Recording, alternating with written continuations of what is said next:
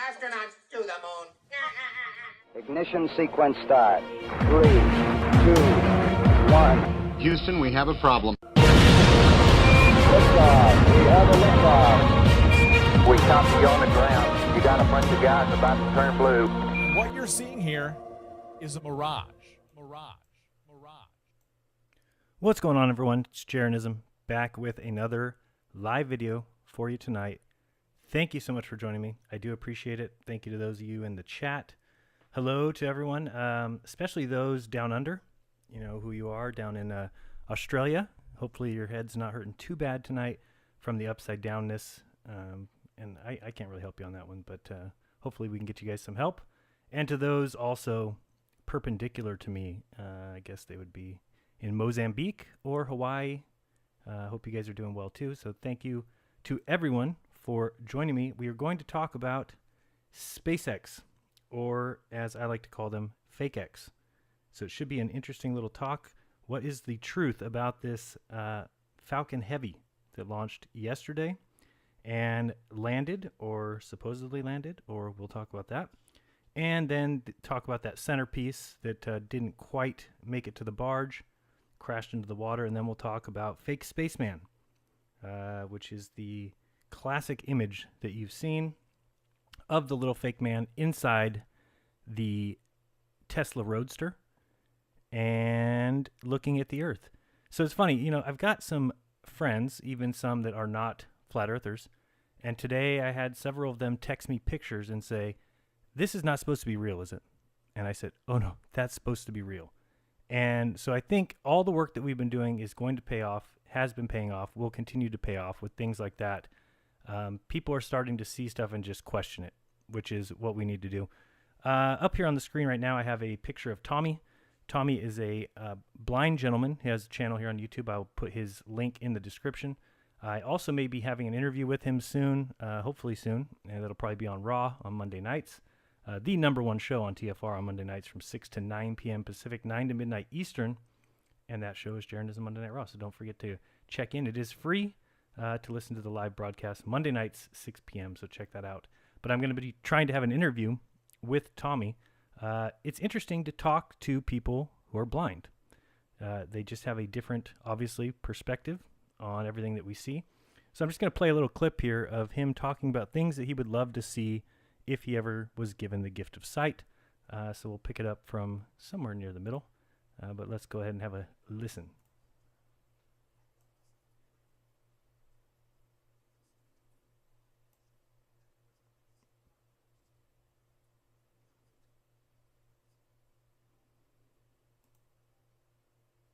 Sky is something I'm fascinated by. I'd love to see it, both daytime and nighttime sky. Because the daytime sky is cool because all the clouds going by and stuff and the sunshine, and there's several different types of clouds too. So I'd like to get to see all that. And then the nighttime sky must be awesome with all the stars and the moon and all that stuff that's jillions of miles away that you guys can see. I'd love to see a tall building. You know, I've been in tall buildings. Heck, I've been in World Trade. I don't really get an idea of how big it is, how tall it is. It'd be very cool to be on the ground, to be able to look up like 1,400 feet in the sky and see the top of a building.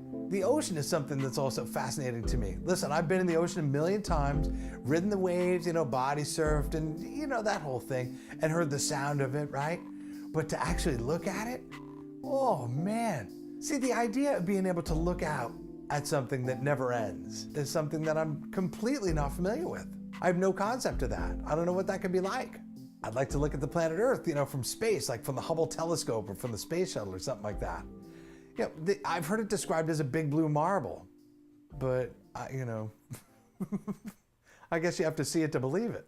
You know, I've heard it described as a big blue marble, but, you know, I guess you have to see it to believe it.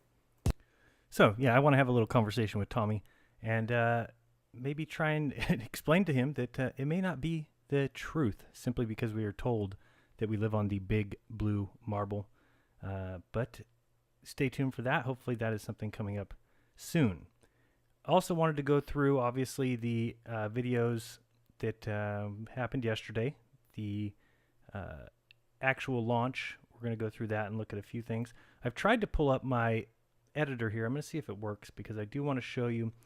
During last night's live broadcast, we were saying there was some sync problems with the bottom cameras. Now, I haven't done a whole lot of research today on whether or not that's been admitted. It is clear that they have two of the same feed coming through, and I'll show you that. Hopefully you can see that. 1 second. Let's see if we can get you to look at that. All right, let's see. Hopefully you can see the screen of my editor here, and I'm going to, or do you not see that? Let me see here. Oh, you don't see, do I have to press play? 1 second. This is something I didn't make sure worked first. I should have done that. Let me see here if this... Well, if you could hear all that cheering. Sorry about the sound. It was an outstanding test flight of the Falcon Heavy. Interesting. It doesn't show my editor. All right, well, I'll see if I can show it in the actual video itself. My editor plays, but it doesn't show the video for you. Very interesting. So let's go to that video. And then something else I did, and we'll look at in a little bit, I'll just show it to you now, just so you can see what I did. I took the StarMan, or fake StarMan as I'll call him. I took that video. It was about 4.5 hours long. Thank you, Bob, for securing that for me. It was hard to get at first because you weren't able to download it as long as it was playing. And then they blocked it right after, but luckily Bob secured it. Let's go to that video here. Okay, and what I did is I took out all the black frames and took out all the, okay, that's nice of you. Why did it just tell me no? Okay, oh, I know why I moved it. 1 second. I put it in a different folder, and it would be here and here. Nope, and here. There we go. Now we should be seeing it. What is going on here? It's telling me it can't find it. There we go. That's what I want to show you. So what I did is I took out all the black frames, and I also sped it up to 300 frames per second, which is about 10 times. Yeah, 10 times as fast. Just because it gives us a better kind of look at exactly what they're trying to pass off as being real. And that's basically going to be the majority. I'm going to show you a couple things, but then we're going to just discuss what it means to, you know, experience life and what is experience, and the fact that they're trying to sell us something that we don't experience, and it just wouldn't work anywhere else. I mean, if you look at these things flying off here in the back, if you know, would you pay for Disneyland not to go? You know, I don't think anybody would, because the point of Disneyland is to experience Disneyland. Yet people will keep letting their tax money go to things like interplanetary travel and Mars research and places we'll never go, places we'll never see. And yet we're okay with them taking our money to go and I guess look at those places or explore, who knows. So hopefully you're seeing this video now coming across, which should just be a joke to anyone who has any thinking mind. This is what they've done, is they've trapped us in like an intellectual trap. Whereas as long as you tell everybody you're only smart if you believe it, then it really keeps people from feeling okay with questioning it. I am not one of those people. I will tell you flat out, this is 100% fake. You might ask me, well, where's your evidence? Well, where's the evidence this is fake? Show me it's fake. Well, right here on the screen. This is my evidence. So you can believe this all you want. That's up to you. Me, I think it's a joke. I think it's hilarious that anybody would believe that Earth ball is where they live, or that that's what it would look like from that distance, or that water can be suspended on a ball, spinning in outer space, which is just nothingness. What's holding the ball up? Oh, gravity. Tard. That's what you get. That who is really the? This is something I want to show you real quick. I'll stop this. I saw this and I couldn't figure it out last night. What is this thing? I'll get back to that, but I'm going to show you what's on this so-called Earth ball. Come around here. Let's go. Did I really rewind that far? Didn't mean to. All right. We're going to be looking at this thing here.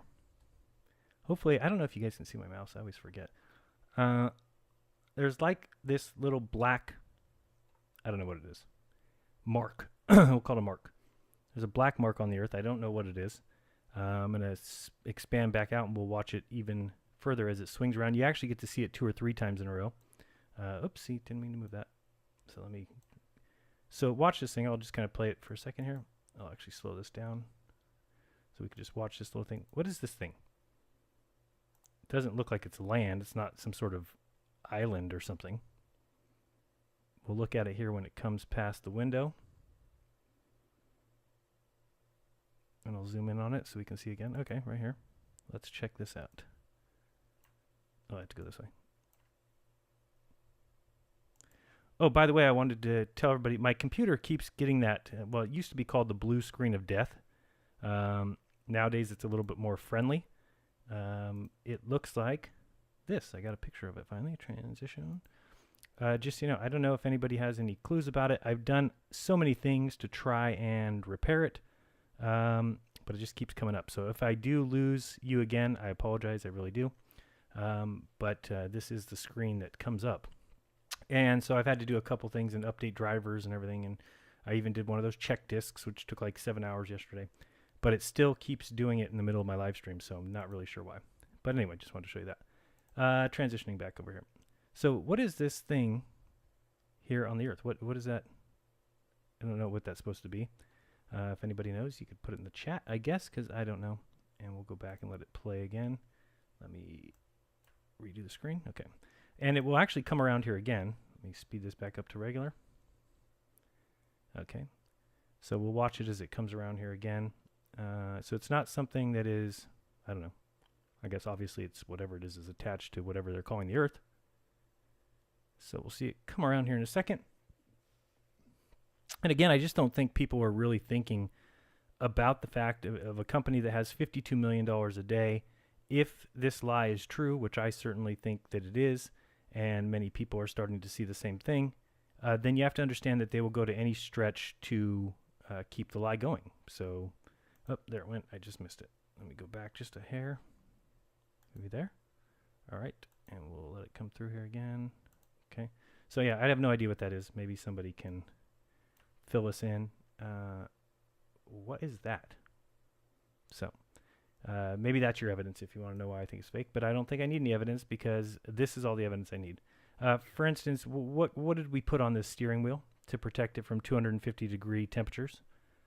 Pretty sure you put anything 250 degrees anywhere near any of this plastic upholstery. Goodnight, Irene.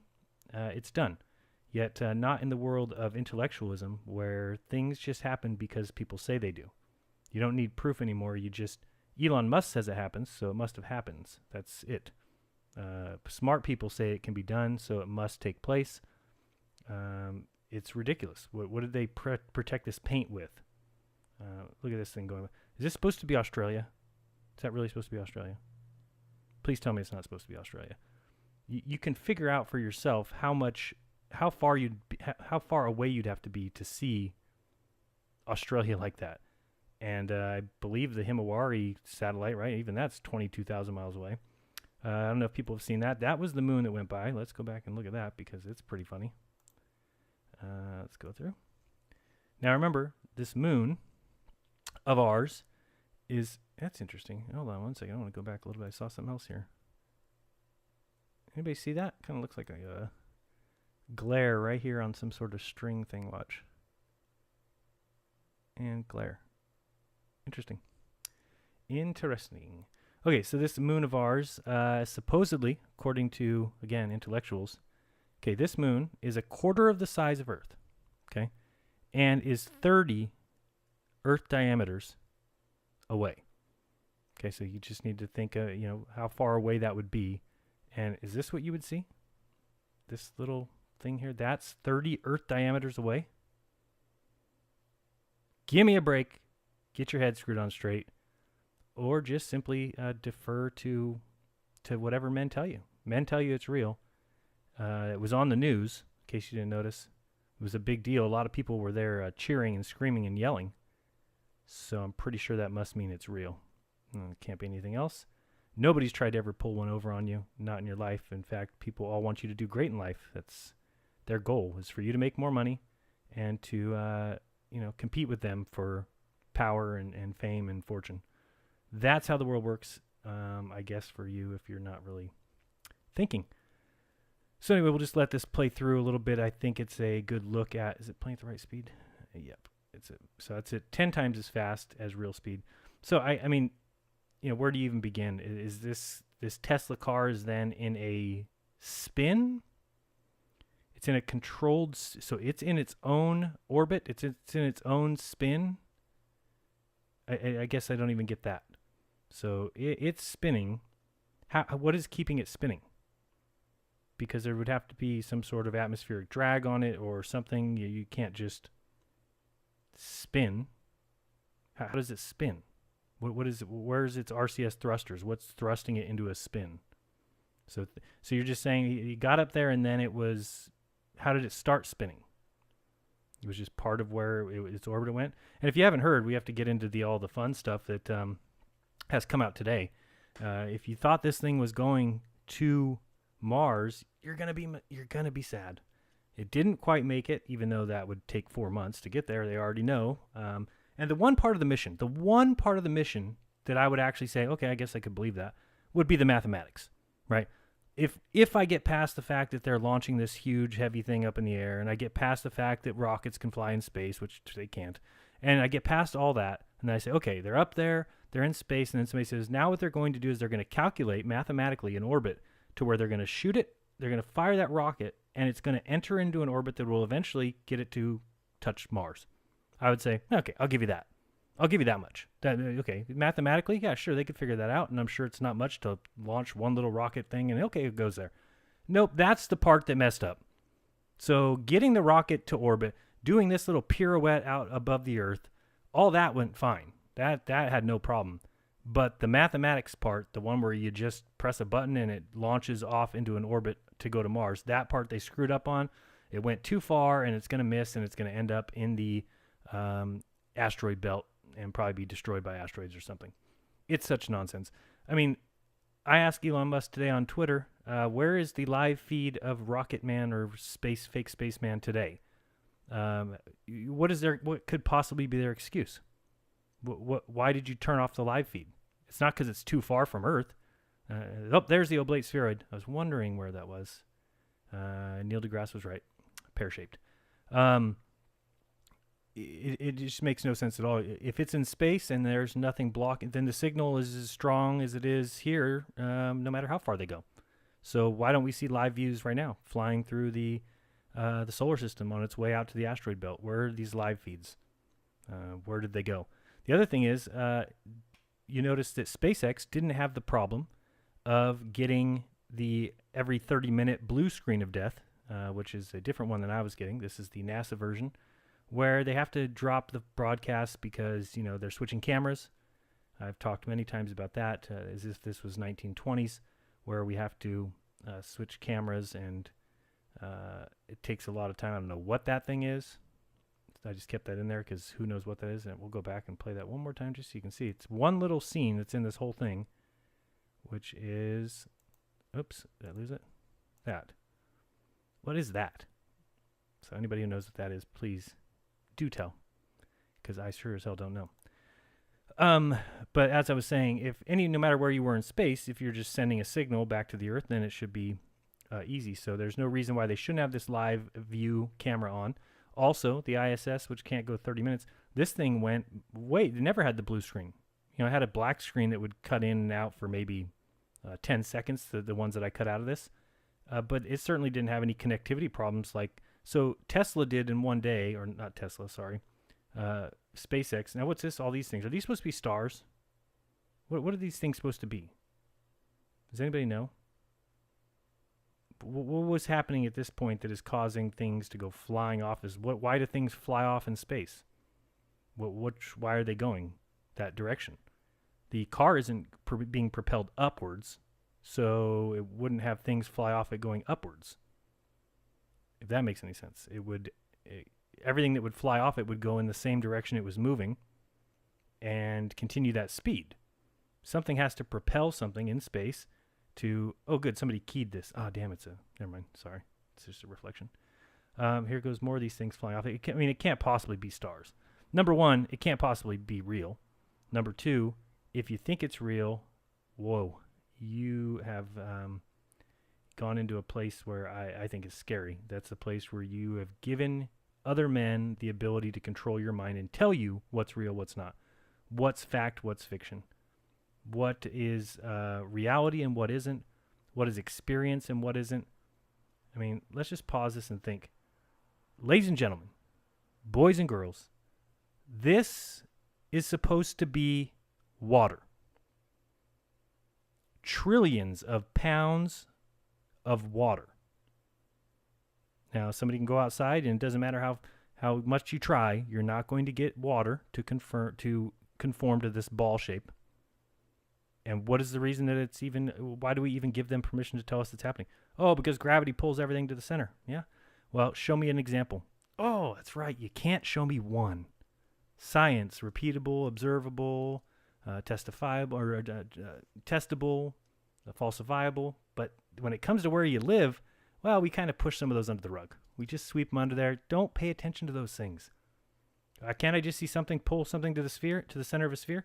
Nope, because it only happens on large-scale things. Doesn't even happen on little things. Just large-scale things. Things get pulled to the center of this ball. That gravity is so strong that it's holding all of this water. Yes, even the sideways water. Yes, even the water underneath.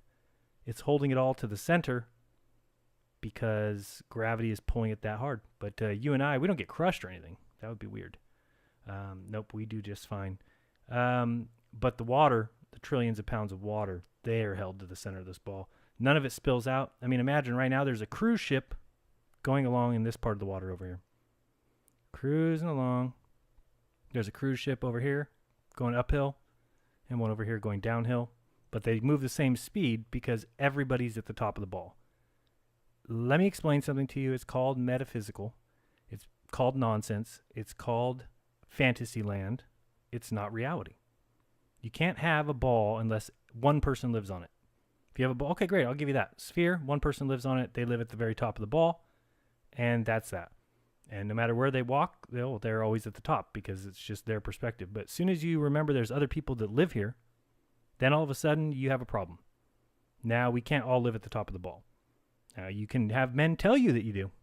That you can have easily. You can easily find men that will tell you that we all live at the top of the ball, which makes no sense. Because then they tell you also that when you look out at the ocean, there's a hump in front of you.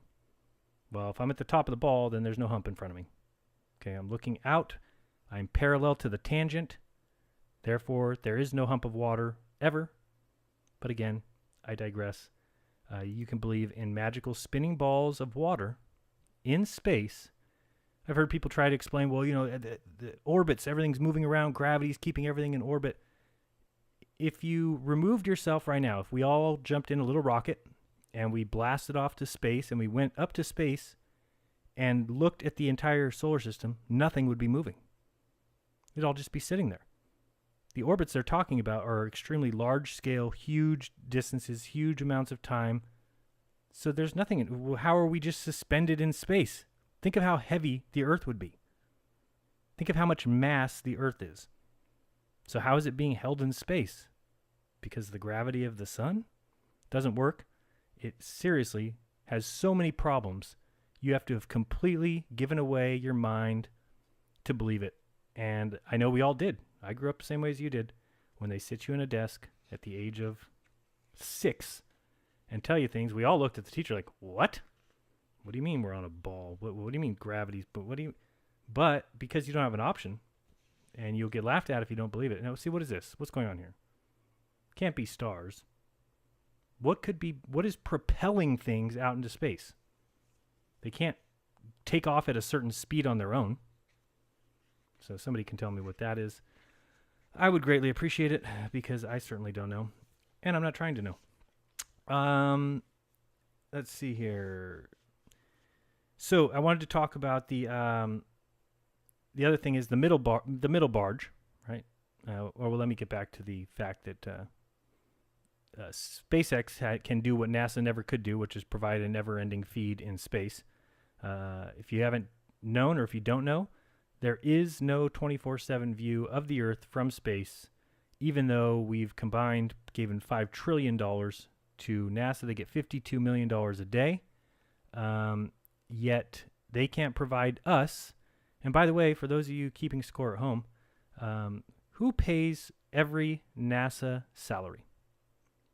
Give you that question. Let me ask another one. Who pays for every NASA rocket? Okay, who pays for every NASA satellite?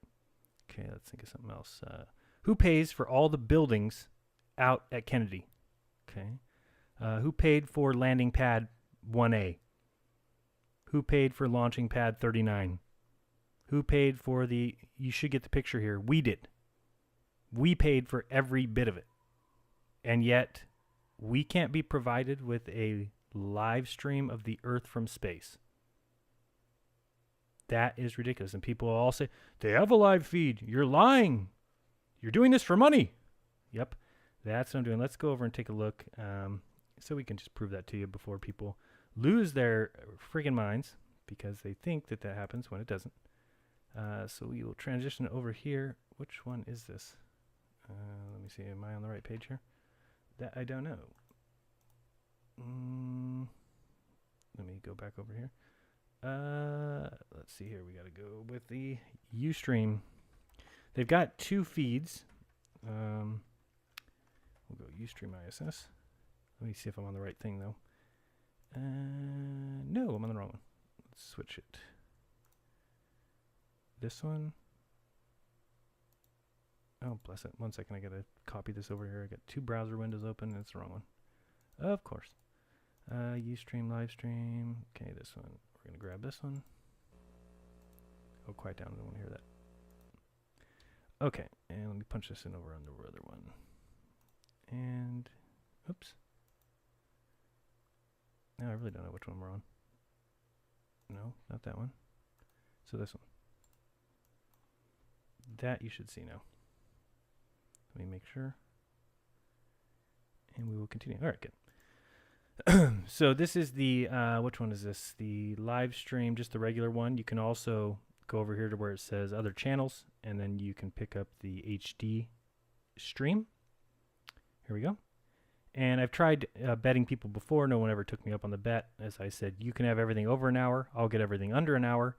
And if it plays live stream for longer than an hour, you win the bet. If it doesn't, I win the bet.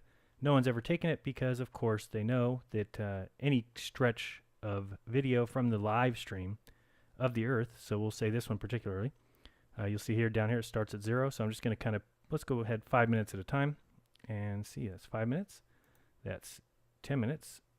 That's 15 minutes. 16 minutes. That's 20. Hey, so far they're winning. 25 minutes. 30 minutes. Oh, 35 minutes. 40. Now, here's my prediction. Even if it does get to an hour, we'll go back and we actually missed the blue screen. There we go. 45 minutes. And the stream has ended. 50 minutes, still black. 55 minutes, still black. 60 minutes, still black. 112, still black. 130, still black. 150. All right, it's back. And you could just go through and you'll see that every about 30 minutes they cut out. Usually you'll see this screen, which is always funny because it's just a slap in the face, the one that says we'll be back. We're currently switching cameras, or we've lost connection with the Earth. There goes your black screen. There's your screen. The high definition Earth viewing experiment is either switching cameras or we're experiencing a temporary loss of signal with the International Space Station. So, and they can do great post-production videos of night, but all you're going to get is black or a blue screen. You can see here. Now, you can take your automatic camera, you can take your iPhone, go outside tonight, or when it's daytime and it's going to be coming, the sun's setting, and your camera will take pictures of the sunset and then will adjust and take pictures of the stars. So will your P900. So will your Canon Coolpix, whatever, Nikon Coolpix. So will a basic digital camera. We'll be able to auto-adjust, autofocus, and pick up stars when earlier it picked up daytime. So we're to believe that NASA is so incompetent that things that people could do with cameras that cost $50 10 years ago, 20 years ago, NASA hasn't quite figured out yet.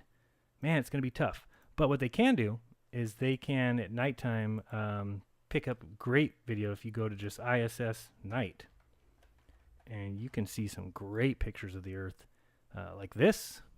You can see this all you want. This is a great picture. Look at this video. How pretty is that? Oh, is it going to come up here? I got to press play. There we go. Beautiful music too. Oh yeah. Let's get that over here. Yep. These images, these are real, but they just, you got to wait a couple days. It's hard to get this live. But they can get these beautiful pictures. Like, oh, look how beautiful this is. But let's go back and just see one more time what it looked like live. Oh, I see. I already have Flash Player. Knock it off. What is this thing doing? I have Flash Player. Knock it off. All right. So what is going on? How could it do it the first time? No, not do it. Let's go. Move along. So like I said, you can go to this feed or the other feed. And now somebody might ask me, well, Jaron, what are you saying? This is fake? And to be completely honest, I don't necessarily think that. I think that the curvature of the Earth is fake. I think that they are clearly using fisheye lenses. And they also, people just don't understand what a viewing circle is. If you think of a viewing circle or think of a hula hoop, place a hula hoop around your head and then get your eyes just a little bit above the hula hoop and look out at the edge of it, and you will see a curved edge. Does that mean that the hula hoop is a ball? No. It means you're looking at the curved edge of the flat hula hoop, which is basically what we see when we look at like Dwayne Kellum's footage. You're getting above the Earth and you're seeing as far as you can see in every direction. Now, people say again, oh, that curvature proves the curvature of the Earth. And this is something, if you've noticed, even astronauts don't say the Earth is a sphere anymore. They don't say that. When they're questioned, what do they say every time? Round. The Earth is round. Oh, we looked at the curve of the Earth. It's round. Okay, well, flat earthers believe that, whether you know that or not. We also believe that's what you're seeing. You're not seeing a ball. When you talk about a sphere in space, you've been lied to. Doesn't exist, can't exist. It's silly, and it's childish. To think that this is a ball. This is a ball? I mean, so you're saying the buildings that would be standing up here, which makes sense to us. We've all flown in a plane. Okay, yeah, great. We fly by, there goes Denver or whatever. But then to think that the buildings go over an edge, they go over that edge and start being perpendicular, and then they go further and they're upside down, well, that's childish. It's a belief. It's a storybook belief. It's a fantasy world. It's works in cartoons and video games. but not in reality. It doesn't work in reality. So let's go to the other channel real quick, and that was this one, ISS live stream. And this is the other view, and this one also gets your every 30 minutes interruption, either one of these colored screens that says Johnson TV, or you'll get the blue screen. Oh, you know what? I bet this is going to be hilarious. I'm almost I wouldn't be surprised if this is during the SpaceX part. Because they might see the Tesla car. Unbelievable. Look at this. I bet you that's what they did. I wonder if somebody checked the time of this. This is probably during the whole period of time where Tesla's car was up there. And it just so happens, man, it just happened to be the time where the TV went down for NASA. But nobody will question that. You're an idiot if you think that space is fake. You're an idiot if you think that they're lying about these rockets. If you think that Tesla is not really sending his roadster to Mars, you're an idiot. Yep. But you're an idiot if you think that this happened to be anything to do with Tesla, Elon Musk and SpaceX. If you think this had anything to do with them, the fact that it's just down randomly for 6 hours, I never see that. Let's go look at all this footage. Has there ever been a 6 hours that the ISS has been down?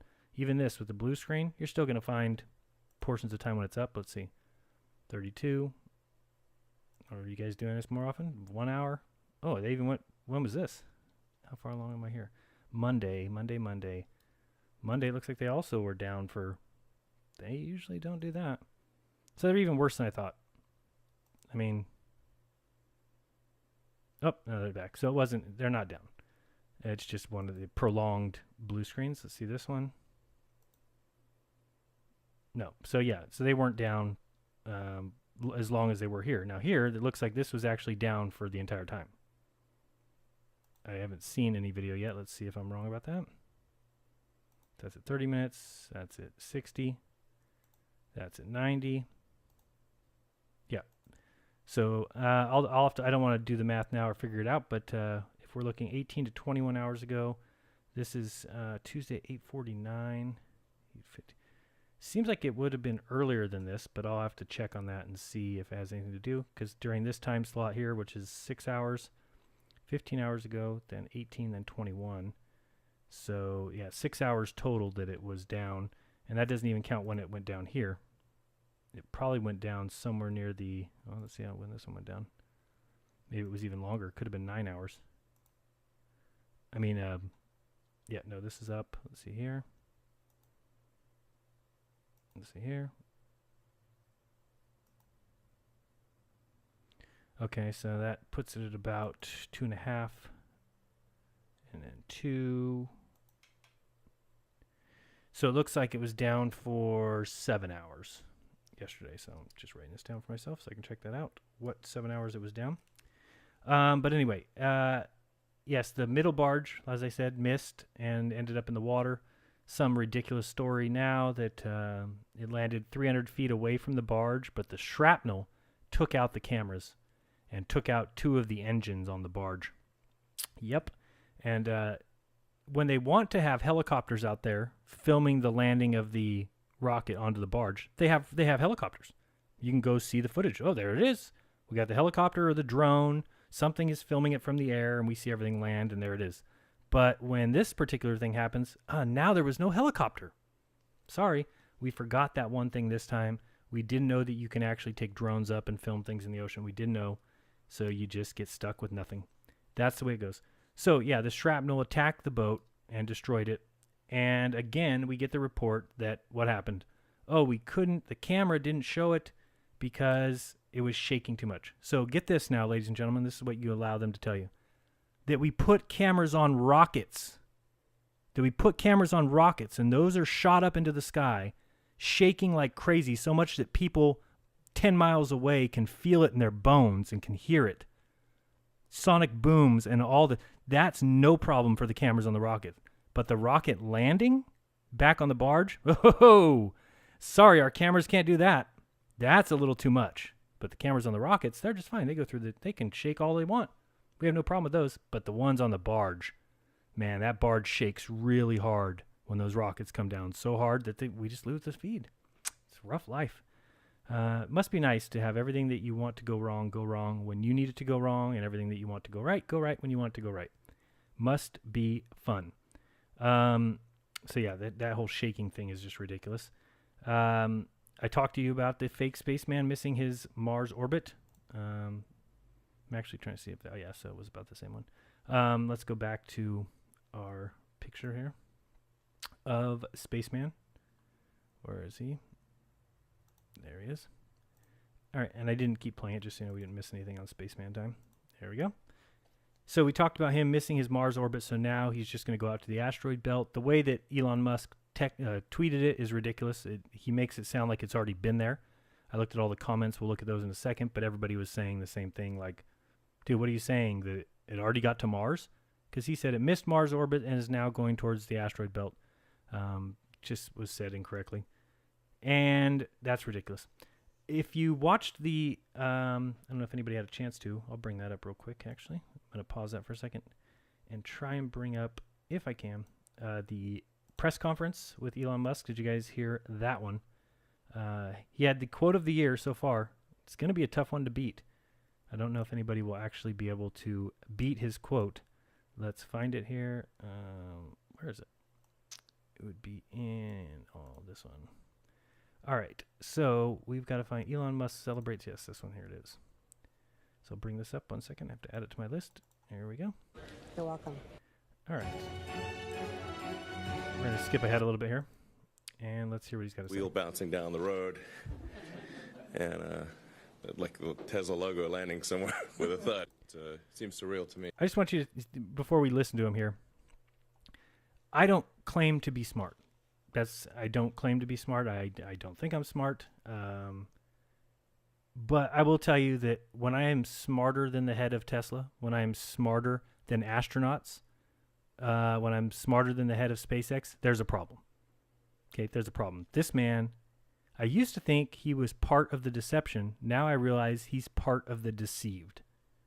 He is being deceived. He is the front man. He is the setup man. He's going to take the fall. He's the face of space. He doesn't get it. He doesn't get that they're fooling him right underneath his nose.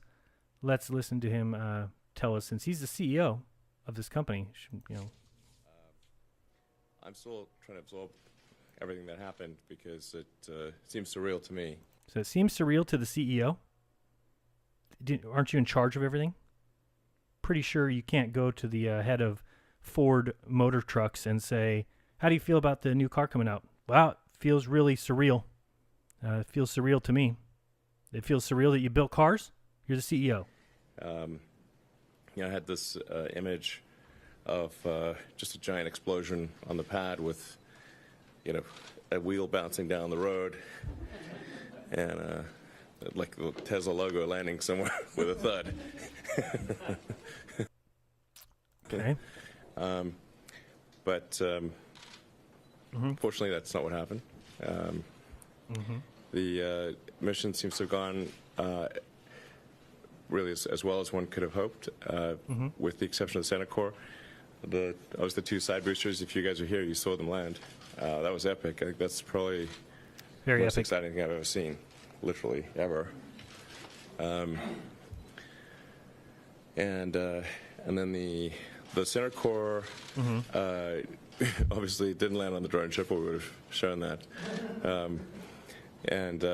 mean, we're looking at the issue, but I think it didn't have enough propellant to relight the. This makes no sense at all all. Three engines. Sorry, enough for something called TTAB, triethyl aluminum triethyl boron, that's used to light the engines.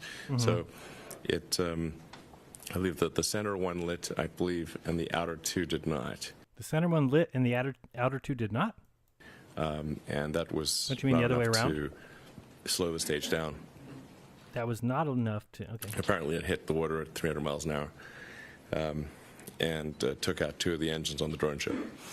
So if we got the footage, like that sounds like some pretty fun footage. So if the cameras didn't get blown up as well, then we'll put that out for just the blooper reel. Okay, his quote's coming up here. That's near the we weren't going to reuse that center core anyway, or the two side boosters. The side boosters we'll figure out some place to put them, but Skipping we weren't ahead a little planning on bit. reusing any of the cores. The upper stage seems to have worked perfectly so far. The two burns were executed correctly. Okay, here comes quote of 2008. And now we'll see if the upper stage avionics survive quite an arduous trip through the Van Allen belts. Normally, the Sorry, stage not will this. pass very quickly through the Van Allen belts. Here, it's essentially dwelling there for several hours. And then it's going to do a restart, deplete its propellant, and go to transmos injection. And the propellant levels all look good. The propellant, after the second burn of the upper stage, we were only 0.3 sigma away from predictions, so which is basically very minor away from prediction. The fuel doesn't freeze, and the oxygen doesn't boil off, and the electronics don't get fried. So those are the issues. We'll find out in a few hours if that burn is successful.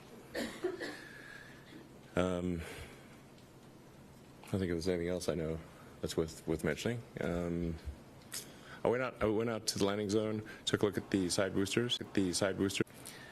So they're both reflyable, although as I said they're combination at this point. That launches shortly, and that'll be our mainstay. We'll stick to version. All right, any questions that I haven't answered? I'll do my best to answer them, but I'm not sure if I have the information yet, but I'll try. So we're going to start in the room, and the first question goes to David Curley from ABC News. Elon, spectacular. What did you learn? What did Falcon Heavy teach you? Taught me like crazy things can come true. Crazy things can come true. Because he'd said like I didn't really think this would work. I didn't really think this would work. Because when I see the rocket lift off, I see like 1,000 things that could not work, and it's amazing when they do.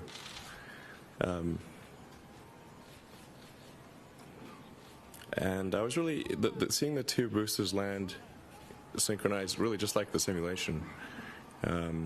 Just like the simulation. I mean, it makes me think like that could be quite a scalable approach.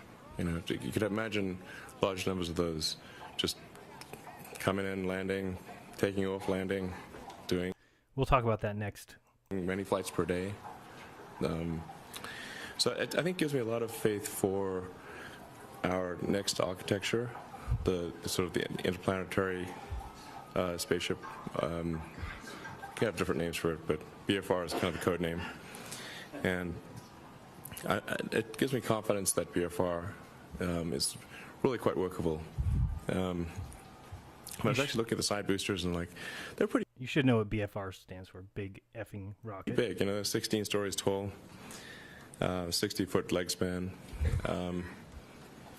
But we need to be way bigger than that. So I think it's given me a lot of confidence that we can make the BFR design work.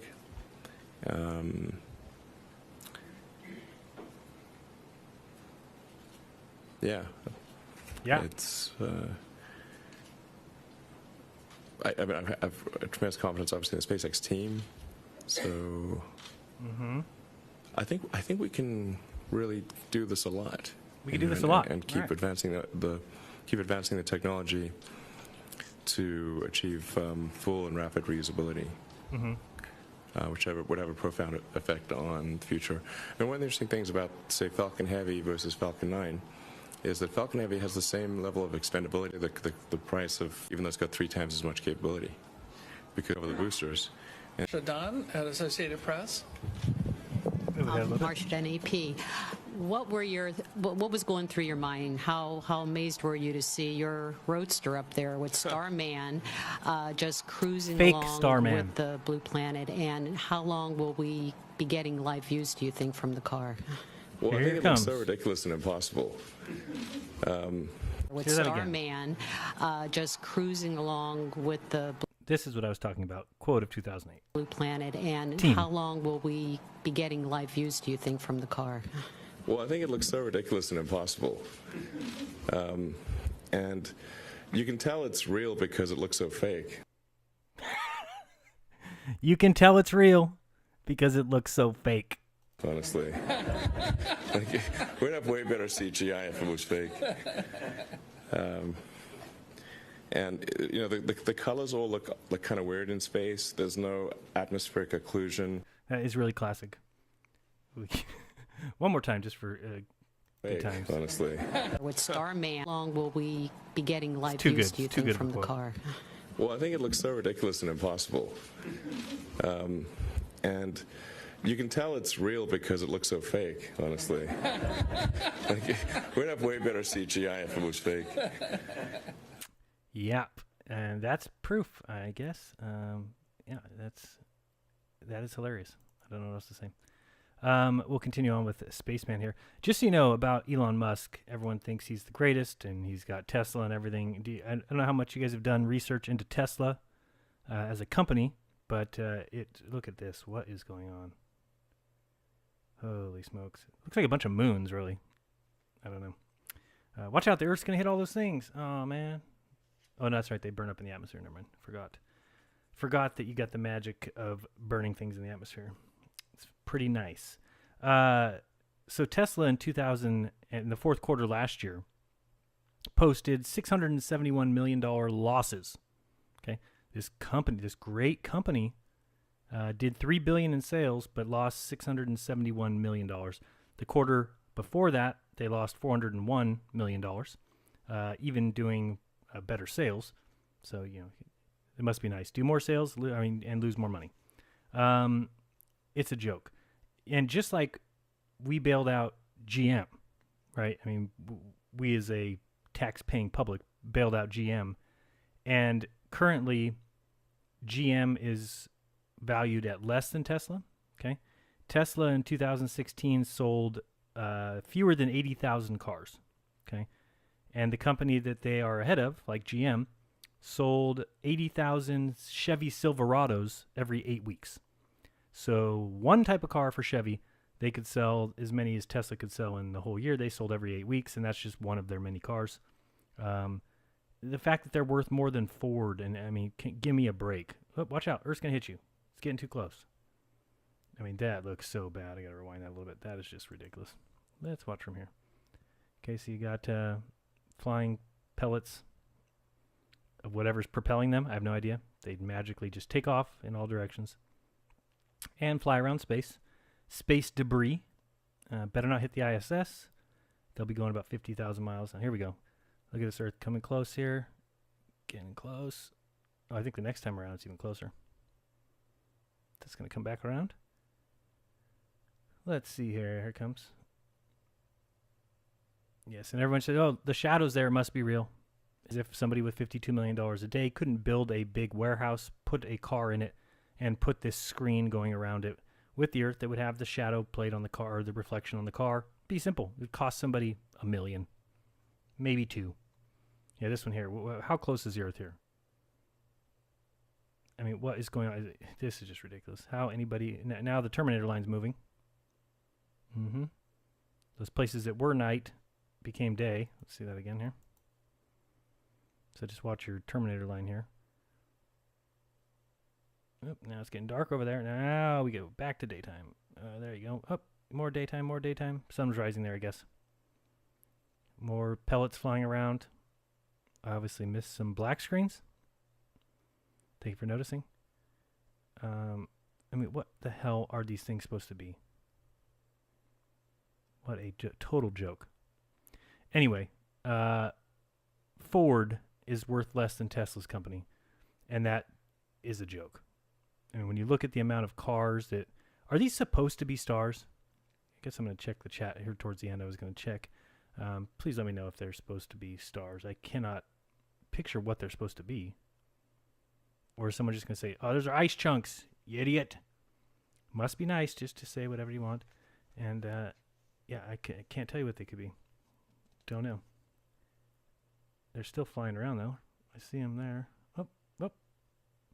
And now they're stationary. See that? That was great. Flying around, we go back there. One little click. There. Yeah, that thing's showing, and they're just stationary there. I mean, don't tell me those are supposed to be stars. Please don't tell me that. Oh, what a joke. I mean, you can even see parallax with them. It can't be stars. It has to be something else. I don't know what, though. What is that supposed to be? I don't know. This is great, too, when it's dark, because when you see the Earth like go behind him, it stays dark in the front of the car. But if the Earth is bright, then wouldn't you see the sun? Oh, so these are lights on Earth?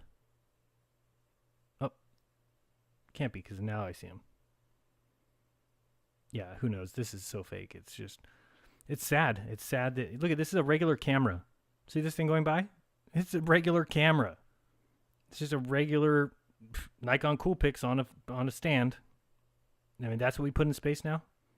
No problem with the sun rays or anything. It's just it'll be just fine, because Elon will believe it, and if Elon believes it, everybody believes it. Let's see here. Let's get back to this one. Coming through here. Yeah, there we go. More swinging Earth.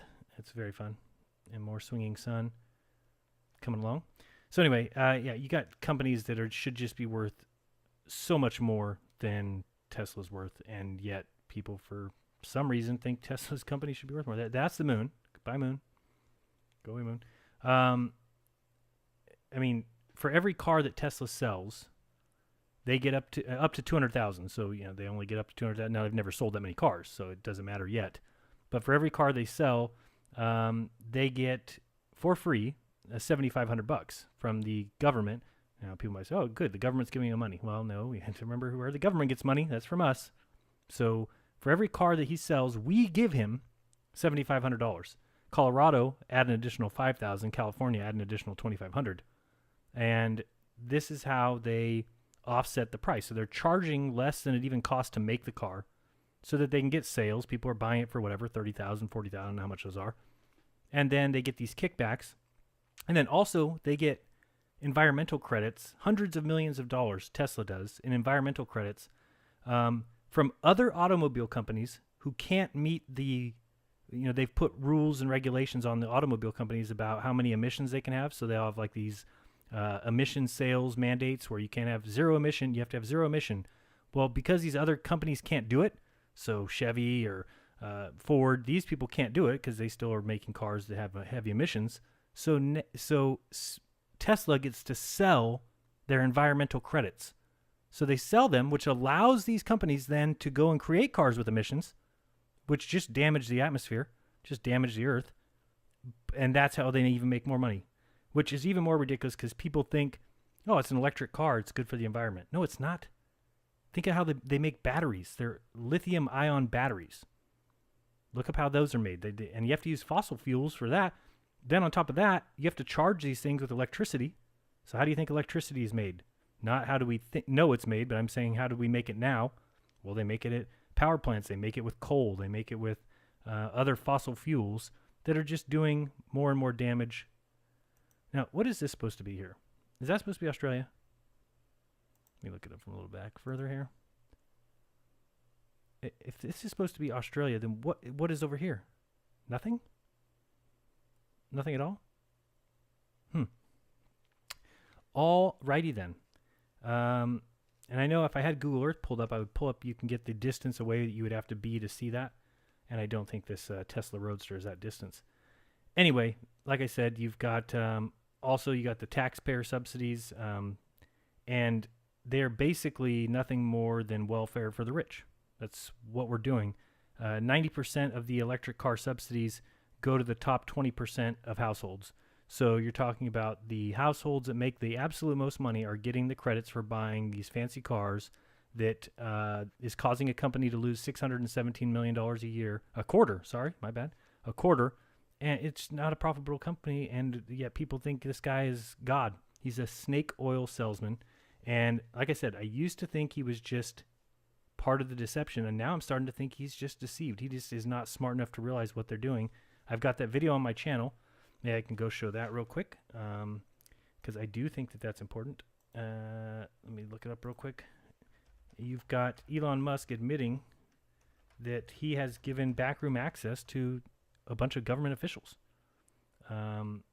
Oh, nice. I see somebody made a video that says, Jaronism jealous of Elon Musk. Yeah, that's it. How did you know? I want to be Elon Musk. Man, I want to be Elon Musk. Can't I be him? Guess the answer is no. I cannot be him, so I'm going to just be so jealous, I'm going to make videos against him. This is what I do. Just like Joe Rogan said, I'm a flat earther because I want to have a leg up on everybody. I want to know something that you don't know, so I make videos telling the world that the Earth's flat, because that's how you keep secrets, is you get on YouTube and you tell the world. That's how you do it, and that's because I want to be smarter than everybody, so I know something you don't know. Let's switch this so you can see this screen. Where are we at here? No, that's the wrong one. Why am I on the wrong screen again? Okay, I'm going to close this time so I don't do that again. Safe? Yes. And this one. All right, here we go. So let's just listen to Elon real quick here. And transition. Here we go. Hopefully this person whose video this is won't copyright strike me. Ignition sequence start. It's a joke.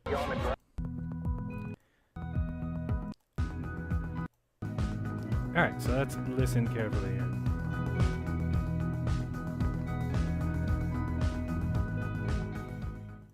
Under our ELV certification agreement, we're undertaking vigorous engineering reviews with the Air Force. To date, we've delivered more than 30,000 data items to the Air Force and provided total access to our internal systems to more than 300 government officials for certification. And we hope to complete that certification this year.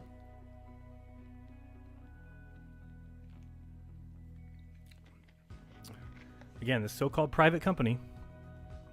Under our ELV certification agreement, we're undertaking vigorous engineering reviews with the Air Force. To date, we've delivered more than 30,000 data items to the Air Force and provided total access to our internal systems to more than 300 government officials for certification. And we hope to complete that certification this year.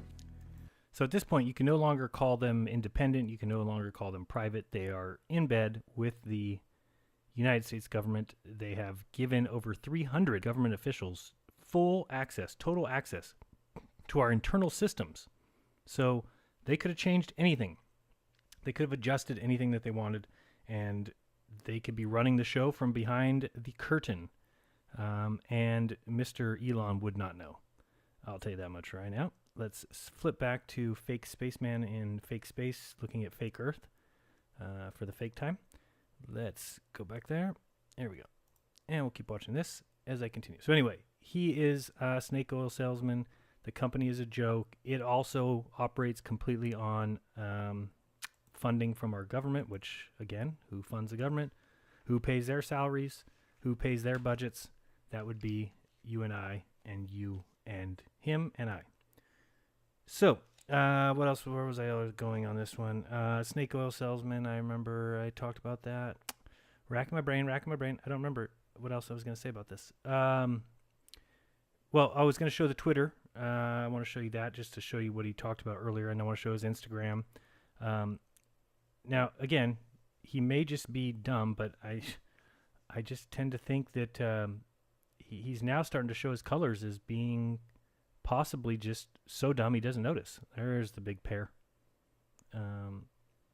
So let me show you those things. Let's let this video finish here before I jump back again. It's just more of the same, really, too. It's just going to keep having this fake ball Earth. I cannot believe that there's people that believe this. It's at the point now, though, that as much as I don't believe it, I don't care. Like, it just does me no good to keep trying to convince people that this is fake. If they can't look at this and say, I don't live there. I mean, you'll notice they never show the United States. They're really good at always showing Australia. I don't know if they give those people less credit or something, but they love to show that little land there. And do the people in Australia, do they actually think that they are living on this as this thing is going by here? We are on this Earth. We're on that ball go by there. Give me a break. Why would we allow people to simply say things and we believe it? Let's look at it this way. I've talked about this before, but you came into this world with senses, right? You have your sense of touch and taste and smell, and we know our senses, and they save you in every situation. I mean, they keep you alive every day. We may not realize it, But when you cross the street, you use your senses to learn when there's no cars coming. You look both ways. You listen. No cars. Let's go. Get across the street. If it wasn't for your senses, you'd head out there. You'd get nailed. Good night, Irene. You wouldn't make it very far. Even somebody like Tommy that I showed earlier, somebody who's blind, still depends on his other senses so that he can cross the street without getting hit by a car. If you had none of your senses, you just get obliterated. Gone. You have no chance. So our senses work whenever we need them to. Now, if someone were to place a bowling ball, you know how, I don't know if you've ever seen that trick where you open somebody's bedroom door just a little bit and you put the little cup of water on the top and lean it against the frame. And when somebody walks in, the cup of water pours on their head and it's hilarious for everyone. Now, is that because your senses failed you? Did your senses fail you when that water poured on your head? Or did somebody trick you? No, somebody tricked your senses because your senses told you, I go into this door all the time. I'm going to just walk in here. Usually I don't need to look above the door to get in, so I just walk in. Oh, I got tricked. I got wet because somebody put a cup of water on top. So it's the same thing. Or let's say somebody had a car that made no noise and was invisible. And then you went to cross the street and boom, you got hit by the invisible, no-sounding car. Oh my goodness, your senses failed you. No, you didn't. Your senses didn't fail you. You were tricked by the no-sounding car. The no can see and no can hear car. So that's when your senses fail you. I'm sorry, that's when somebody has fooled your senses by some sort of trick, right? Okay, so that's what they're doing with what they tell you your senses don't work on. It's the same thing. When they say, see that sun up there? Looks small, doesn't it? Yep. Looks close, doesn't it? Yep. It's really big. It's 1 million times the size of the Earth, and it's 93 million miles away. Well, your senses didn't fail you. You were tricked. Same thing with the stars. The stars, they look right there. Yeah, they look right there. They look like they're just right up there in the sky. Nope. 25 trillion miles. That's a 25,000,000,000,000,000 miles away. And you just didn't know because your senses played tricks on you. Your senses just didn't work this time. Sorry, that's another trick. Your senses do work. They tell you exactly where the stars are. And they tell you exactly how big the sun is. And they tell you exactly how far away it is. And we've just allowed people to come along and say, no, no, no, no. No, it's not what your senses tell you. Nope, you're spinning on a ball. But I don't feel it. Yeah, well, you don't feel it because the atmosphere is moving with it. Oh. And you're flying around the sun at 66,000 miles per hour. Really? I don't feel that either. Well, of course you don't feel it because it's well, you've been doing it your whole life. You wouldn't know. You don't know the difference. Oh, okay. And we're also going with the sun 480,000 miles per hour. Well, I don't feel that either. Well, of course you wouldn't. These are tricks. They're tricking you. I don't know why. It's not my job to answer the question why. I don't know why. Can't tell you why. I can't imagine why. But that doesn't mean to say, well, I can't imagine why they'd be tricking me, so they must not be tricking me. No, not the way it works. I can't imagine why they're tricking me, but they're tricking me. So that's not the Earth.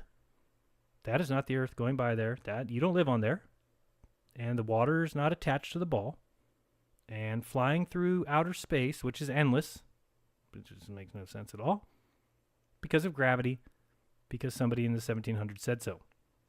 Okay, that's not, shouldn't be enough for you. It isn't enough for me.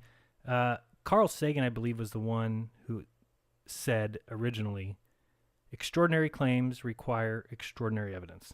So you live on a ball because balls inherently happen because matter collapses on itself and pulls to the center, and people can then live on that ball, and they are also pulled to the center, but not with the same force that the water is, because the water needs to be held many, trillions of pounds. You are only 200 pounds. It knows the difference.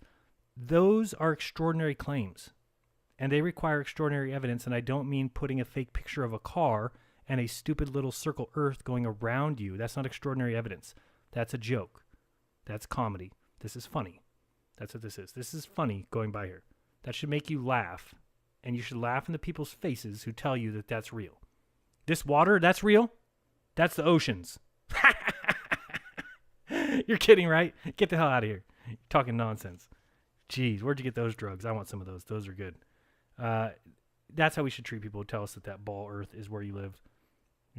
When you're cruising on a cruise ship, remember that you're upside down on that ball and could fall off at any moment. But think of all the ways that they've projected things like flat Earth, that's so funny. You'd fall off the edge. Yeah, but you don't fall off a ball. We just stay attached to it, but we'd fall off the edge of the flat Earth. Good one. Who taught you that, huh? Did you learn that in school? Good for you. You just need to think about these things and really contemplate. I mean, we know that water needs a basin. Go take water and just throw it somewhere and see what happens to it. It will splash and make a mess all over. But if you put it into a nice little container, then the container holds the water. Hey, what happened? And you know, the colors all look kind of weird in space. Oh, I think our Tesla video ended. That's what happened. So yes, let's go to the. I'm going to go to the actual launch here if I can find it in my screen. Where is it?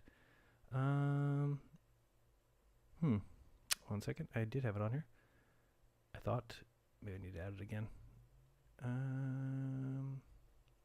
don't see it. Oh, we could listen to this real quick. Speaking of me saying that I'm smarter than astronauts and smarter than Elon Musk, let's listen to these folks. Let's see here. Is this the right one? I think it's the right one, but it's later.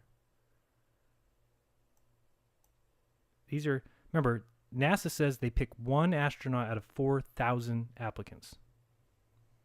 1 out of 4,000. I think this is the right video. Let me check my other video. Yes, we hear you loud and clear, and welcome to the station. How do you hear us? I hear you loud and clear. Thank you very much for your invitation. And hello again to Mr. Tingle. Just a month ago we spoke with him, yet on the Earth, and now it's from the orbit. So, first of all, hello again. It's great to be speaking with you. Whoa, forgot about the delay. My first question is about the holiday itself. How actually did the crew celebrate the New Year and Christmas? Because I know that you are tied to a particular Greenwich time, but someone mentioned that you did it many times on the orbit. There it is. Sorry. We'll come back to that.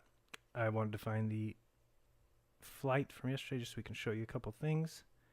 And I guess I'll have to do a video to show you what I mean by my editor, because I'm not sure this will show it. But what I was able to find is that they offset the images. Let me show you here. Show you what I'm talking about. All right, well, I'll just let it launch first so we can see that. Get up here further. And again, I'm not somebody who says that they're not launching. I think that there's a chance that they're just launching this out to the water. I also think there's a chance that it's just filled with helium. I also think there's a chance it could be a projection. A lot of things possible other than the fact that it's real. And I'll explain why that is, especially the landing part. And plus the flying into space part. I mean, that's just not happening. These things level off. They go horizontal. Of course, they've got a story for you that, it helps us we get an extra 1,000 miles per hour in the going. That's why we launch towards the equator. But then they launch from Vandenberg going north-south. They don't launch east because that would go over the land. So they say, no, there we go north. South Pole, we don't need the extra 1,000 miles per hour there. Yeah, whatever you say. And I'm sure people are just going 17,000 miles per hour with no issues at all. Even 60-year-old ladies putting up with all those G's.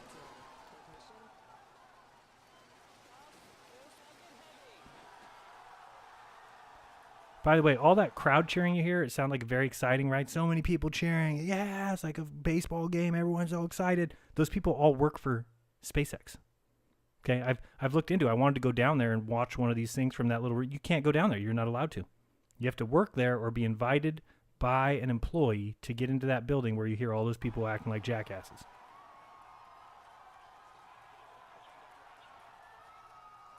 So there was the launch, and then it goes up and, of course, levels off to horizontal. Okay, now, from this view here, just to kind of give you a little heads up of what we're looking at here, this is supposed to be, which is the reason they have two of them, and you'll even hear I'll show you when the announcer kid says, those are the two views from the two different rockets. They look the same, but they're two different views. They're not, and I'll show you that shortly. They are the same feed, and this is the middle rocket looking at the other two drop off. Okay, so now people may have saw yesterday, I was pausing this. Get up a little bit further. and I was showing that at first I said, well, it kind of does look similar, but then it looks different. It's because they're one frame off. It might be tough for me to show. Let me see if I slow it down. Sorry, I'm going to turn the volume off. Let's get over to where they get the other view. Come on. Okay, so this view here. Or this one. Come on. Sorry. Trying to figure out where this is. Okay, right here. Okay, so if you notice these flames down here, like here, they're different, right? So people say, no, they're not the same camera. But what it is it's a frame different. Meaning, see, I can do it in my editor, but I don't know if I can do it here. I'm trying to hit play. Okay, so like that picture is the same, okay? But the one on the right is going to frame progress one further than the next. So now they're off. But the next frame, if I can pause it and play it in time, would be equal. They're the same. Then I go one more frame, and they're the same. It's one off, so it's kind of hard to do. I can't really play them both at one at a time. So that's the same picture. Then sometimes that one's one off. So if I can play pause, then it will catch up. See there, it's caught up. Now they're the same. So we'll play it again. Now they're off. That's different, but on the next frame, they're the same. So it's the same video. It's just offset by a frame so that it's not identical.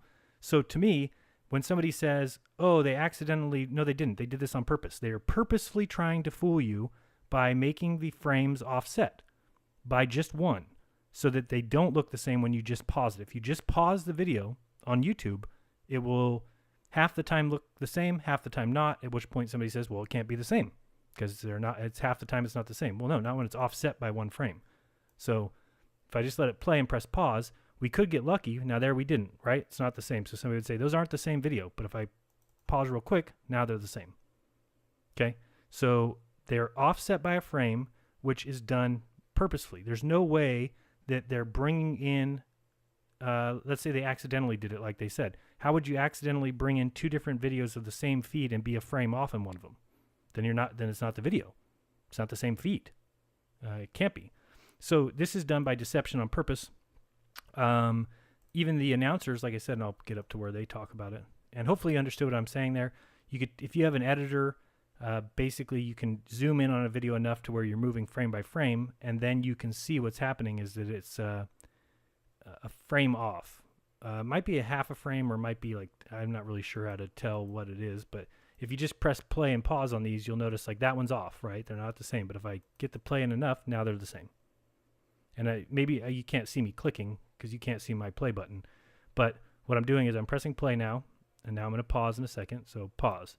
Okay, so that's the same. So now I'm going to press play again and press pause, and that looks also the same. So play, pause, that looks the same. Now I'm just getting lucky. Pause, same, pause, same, pause. Okay, so when it's different like that, now I've paused it and they're different. All I need to do is just advance one frame. So play, pause. There it is. It's the same.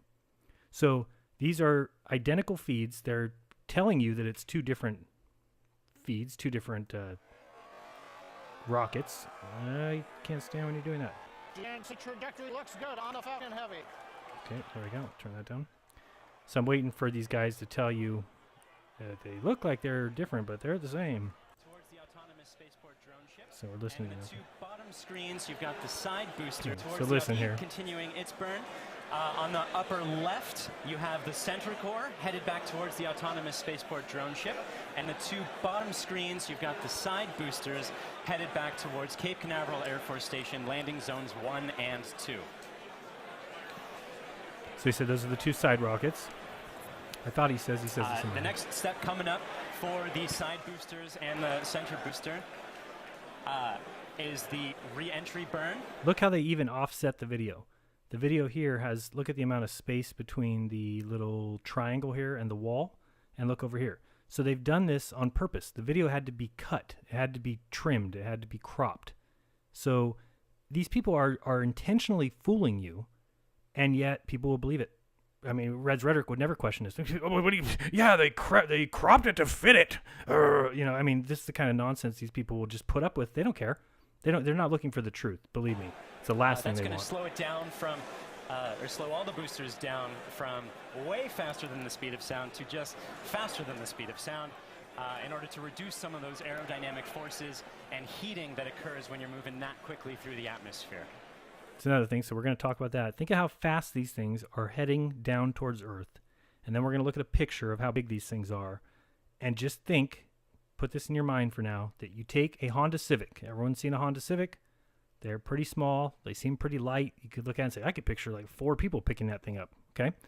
Now picture you take it to the top of the Empire State Building, and, well, not the Empire State Building. It's not a very good building because you would hit the floors below it. But let's say you took it to the top of the Empire State Building and you threw it out. And you threw it out there and it starts falling towards Earth, okay? Here comes this Honda Civic, which is going to max out at probably about 250 miles per hour when it gets to terminal velocity. And at that speed, imagine what kind of force you would have to propel out the bottom of it in some sort of rocket blast that would slow the Honda Civic down and have it land softly on the Earth. Now realize that the Honda Civic weighs about 3,000 pounds and the rocket that's landing weighs 20 tons. It weighs 40,000 pounds. And you're telling me that little rocket blast, the little fire that comes out of the bottom, is going to slow down. And think how fast it's coming. Like I said, the Honda Civic is moving 250 miles per hour. And the rocket is moving sometimes, I mean, I'm trying to think of how fast it's coming. It's moving at least 3,000 as it's getting close to the final burn. And at the final burn, I mean, how much, think of the hole that the thing would blow out of the Earth. When it's landing, that just has flames coming out the bottom, and the thing just lands softly on the launch pad. You need to be able to think. I don't know why they're fooling us. I don't know what reason it is. It might be to divide humanity. I don't know. The truth is that you are smarter than to think that that's possible. That 40,000 pounds can land on a landing pad, slowly, just gently land down. I'm just 40,000 pounds. That's it. I'll come down and shoot some flames out of my ass and I'll land softly. Sorry, it's not the way things work. Think about the Honda Civic. And think about a flame coming out of it, enough that would slow it down as it came down to the Earth and land right on your front driveway. Do you think there'd be a hole in your front driveway? Because think of the power of the blast that would need to come out of the bottom of that to make it slow down and land softly on your driveway. There would be a huge hole in your driveway, and we're talking about a Honda Civic, 3,000 pounds. Nothing compared to this rocket. It's clear. It's clear-cut deception in your face. Let's cut the video wrong. Let's make this one over a little bit so people can't tell. Same video, same exact screen, and just one frame off. Again, the cheering by all the people who work there, who are paid to cheer.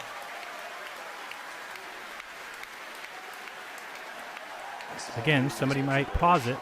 If they paused it here, then they would say, that looks the same. And they pause it again, they'd say, oh, nope, there it's different.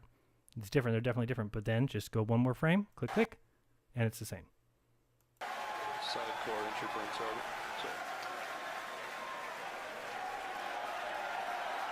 The center core in the upper left of your screen performing its own re-entry burn. You can see the edge of Cape Canaveral in both of the side booster cameras as those are coming in. PY and NY side boosters have saved. Center core entry burn shut. I mean, look at this thing now. This thing's coming down with no flames coming out. Down. And even though those look very similar... Okay, so again, here's where he says it. Listen carefully. Those look very similar, those two boosters' views. Those are actually representing different boosters. So even though, let's hear him again, because what does he say? They're representing different boosters. What do you mean they're representing different boosters? We don't say that, oh, this camera from the third base line of this baseball game is representing the view from the third base line. Well, no, it's the camera view from the third base line. It's not representing anything. Center core entry burn shutdown. And even though those look very similar, those two boosters' views, those are actually representing different boosters. And they're heading towards Earth. They're about to begin their landing burns. We'll hopefully be able to bring you nice footage of that. I mean, who is in the control room that doesn't realize what's going on? Who's in the control room like, oh, I guess we'll just let people think that that's the 2 rockets and just play the same feed twice, but I'll make this one a frame short and I'll cut the video off on this one. I mean, give me a break. It's purposeful deception. And watch for the landing lights deploy at the tail end of that landing.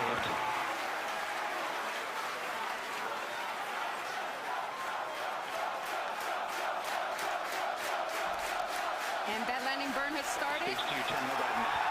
Okay, so I just want to watch you. Remember the amount of time that's going to take place between this thing is falling out of the sky, 40,000 pounds. Falling out of the sky. It's going to blast a little flame out the bottom, and that's going to stop it. Nice and slowly land on the Earth, and there's no hole a mile deep where it's landing. And watch for the landing lights deploy at the tail end of that landing. Okay, so still hasn't shot anything out yet. Still nothing yet. It's just coming down. That Honda Civic's coming. Shoot a flame. You're stopping 40,000 pounds. Look at this thing. 40,000 pounds. Yep. Not going to blow a hole right through that asphalt and just land like that. Ta-da!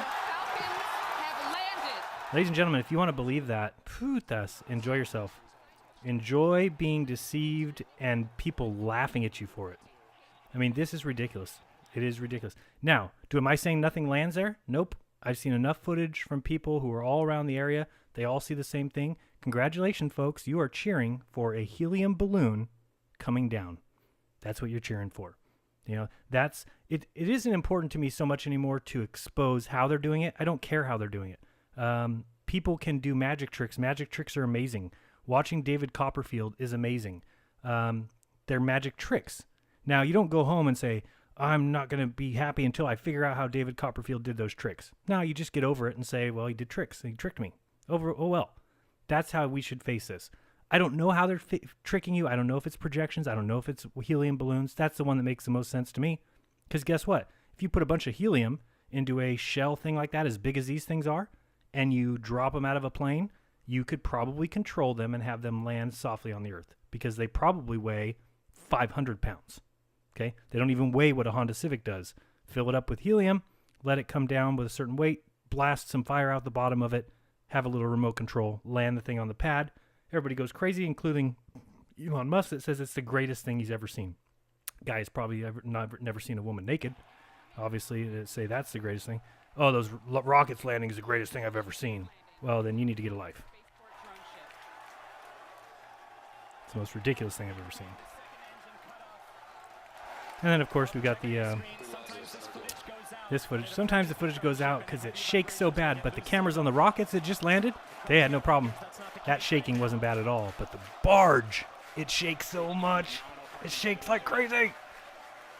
So it looks like that landing is happening at the moment. Now, here I can't decide, was he told on the thing, okay, say it crashed, and then told, oh, no, don't. Or what was he told here? Listen. We're hoping that signal comes back shortly. Yeah, as Michael mentioned earlier, with the vibrations of the rocket and how it shakes up the cameras that are on the drone ship. Yeah, sometimes yeah, whatever you say. Lose signal or shakes up the antennas. Shakes the antennas. Look at. I mean, I just laugh at these people. Watch her face. Watch. I mean, these people are just. They know what they're doing. Stage 2, nominal parking orbit insertion. It's impossible for people to lie like this and keep a straight face. Look at her. We have lost signal. We're hoping that Look at her. Okay, I got my smile on. Okay. Yeah. Okay, smile. Yeah. Okay. Right, the vibrations, and now watch her face. That are on the drone ship. Sometimes we do lose signal or shakes up the antennas. Right. Look at that face. Ooh. I'm a liar. This doesn't even make sense what I'm saying. We're waiting to hear what happens, and so we're listening in, and we're still waiting to hear. We'll let you know. Well, he just heard. Signal or shakes up the antennas. Watch him now. Oh, and we've just gotten confirmation. I can't decide if he was told that it crashed and he was going to say it, or was he told it did landed and he didn't say it. Because whatever, you can kind of look at his face. He almost looks like he's disappointed. So it looks like that landing is happening at the moment. We have lost signal. We're hoping that signal comes back shortly. See him again. Oh, man. Yeah, as Michael mentioned earlier with the vibrations of the rocket and how it shakes up the cameras that are on the drone ship, sometimes we do lose signal. Watch his face or shakes here. up the antennas. Oh, and we've just gotten confirmation. Oh. We're waiting to hear what happens, and so we're listening in, and we're still waiting to hear. We'll let you know as soon as we find out. You'll know. Yeah, so they'll let you know as soon as they find out, and then they never tell you for the rest of the telecast, so I'm sure they didn't know either. People are cheering, but we'll get the call and know hopefully very, very soon how that center core is doing, whether it's standing up proud on that drone ship or not. Meanwhile, other two landings. Those were absolutely gorgeous. Wait a second, now I'm trying to see. Is this camera behind us? Behind them, is that the drone? I didn't see that before. Landing is happening at the moment. We have lost signal. Look back here. Signal comes back shortly. Oh man! There's even somebody who brings out a hose and is hosing it off. Watch. And how it shakes up the cameras that are on the drone ship. Sometimes Watch over here. Lose signal or shakes up the antennas. It's probably on the. We've just gotten confirmation. We're waiting to hear That's what probably happens, the two so rockets we're on the ground, I'm listening guessing. and we're still waiting to hear. We'll let you know as soon as we find out. But watch, a hose will come out here and start hosing it off. But we'll get the call and know hopefully very, very soon how that center core is doing, whether it's standing up proud on that drone ship or not. Meanwhile, see this? Those were absolutely gorgeous. Meanwhile, the second stage is continuing its trajectory towards Mars. It's all looking good there. John Ike. Interesting. But again, to think that at that speed, and then with that kind of a, turn off the volume because it bugs me. And again, if you need more proof, which you shouldn't, because I just showed you that it's the same camera view, but the absolute proof, just so nobody can argue that much, you may argue that they did it on purpose or that they accidentally input the same video twice. You can argue that all you want. I can't disprove that. But as far as proving it's the same feed, that's easy. And I'll show you here as we get closer. The best way to know is, okay, so as it's coming down here, you'll notice there's two pads. We're looking for the circles with the little target on them. And so look at this first one here. So you'll see the circle with the target, and then there's a straight path to it. Okay, see that straight path? But then this one, there is the bent path. Okay, so you got straight path here, you got bent path here, and they both land at the bent path. So here's the bent path one, bent path. Obviously, they are both going to land on the same pad. So they're the same video. Why they did that, I'm sure they'll have to come out in a couple days and say that they accidentally had the same feed and one was a frame off or some bullshit. Again, let's just watch that land one more time just so we can see. 40,000 pounds. 40,000. And this flame is going to stop 40,000 pounds from hitting the Earth, and the flame that's coming out of it isn't going to dig a hole half a mile deep. Bullshit. I'm calling bullshit on that. Now, again, did things land there? I'll say yes. Whether it was an actual thing that landed there or whether it was some sort of projection, or I don't know if this is some sort of model. I don't know that. Are they fooling you? Absolutely. And if you want to believe it, you are free to believe it. I can't stop you from that, but I just can't really see how anybody could be that trusting of other people without having extraordinary evidence. That is not extraordinary evidence. Somebody can go, for instance, Red's Rhetoric has said before, what are you saying? We've got video, dude, of it landing. We got video of it landing. Yeah, and people have videos of David Copperfield making cars disappear. He made the Empire State Building disappear. He made the Statue of Liberty disappear. We've got video of it, dude. It happened. The Statue of Liberty disappeared, dude. No, we're smart enough to recognize magic. That's a magic trick. That's what you're watching. It's a magic trick. It's not real.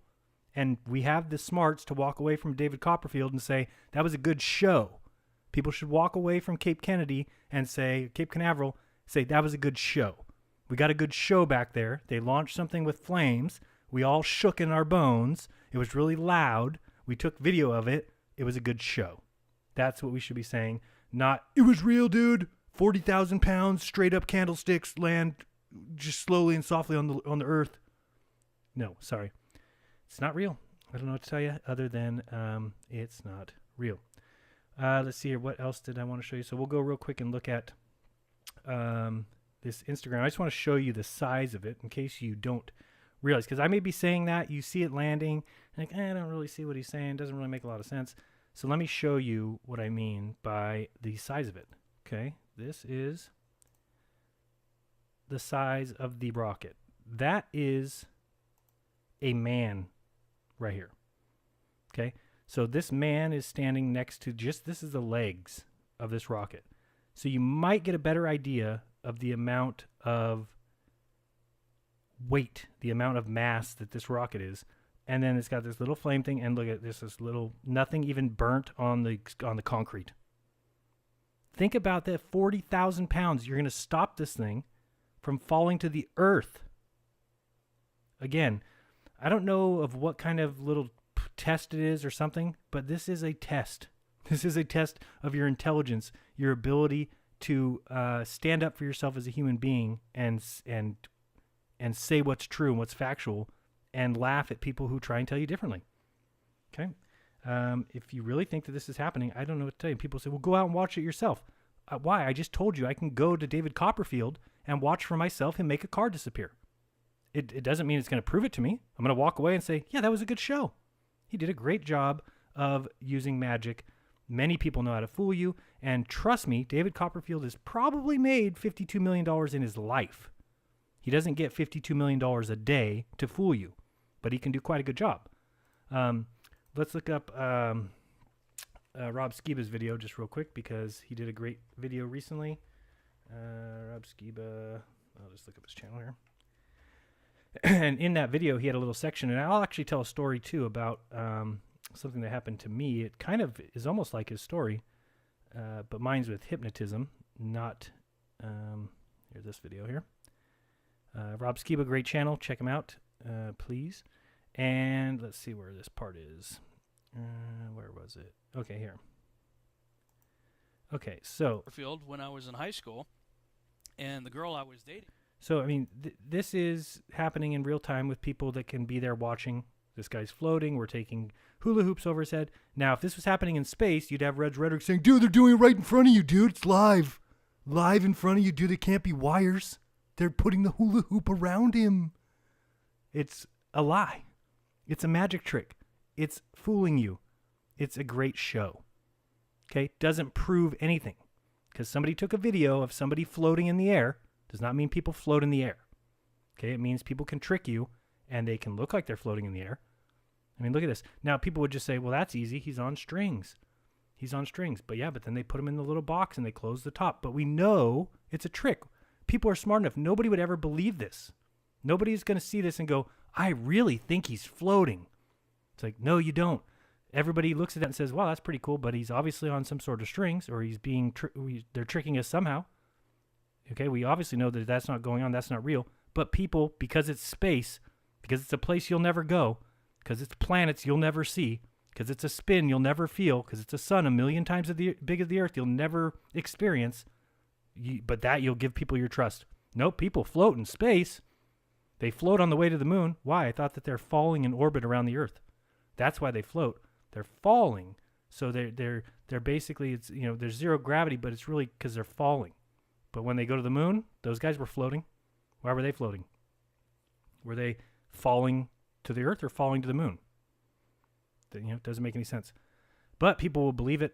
And the story that Skiba tells is about his girlfriend getting picked out of a crowd to go backstage with Copperfield, and then she came back out and sat next to him, and you'll have to watch the video, but basically said, well, what did you do? And she says, I can't say. And then he comes out to the crowd and picks her out of everybody, and then she does all this crazy stuff and floats and does these tricks and levitates and things like that. And I was at a show back when I was probably 16 or 17, and I went to Reno with my parents, and of course I couldn't gamble, but one of the things my parents did was they let my sister and I pick a show that we could go see, because some of the shows will let you go to the shows if you're underage.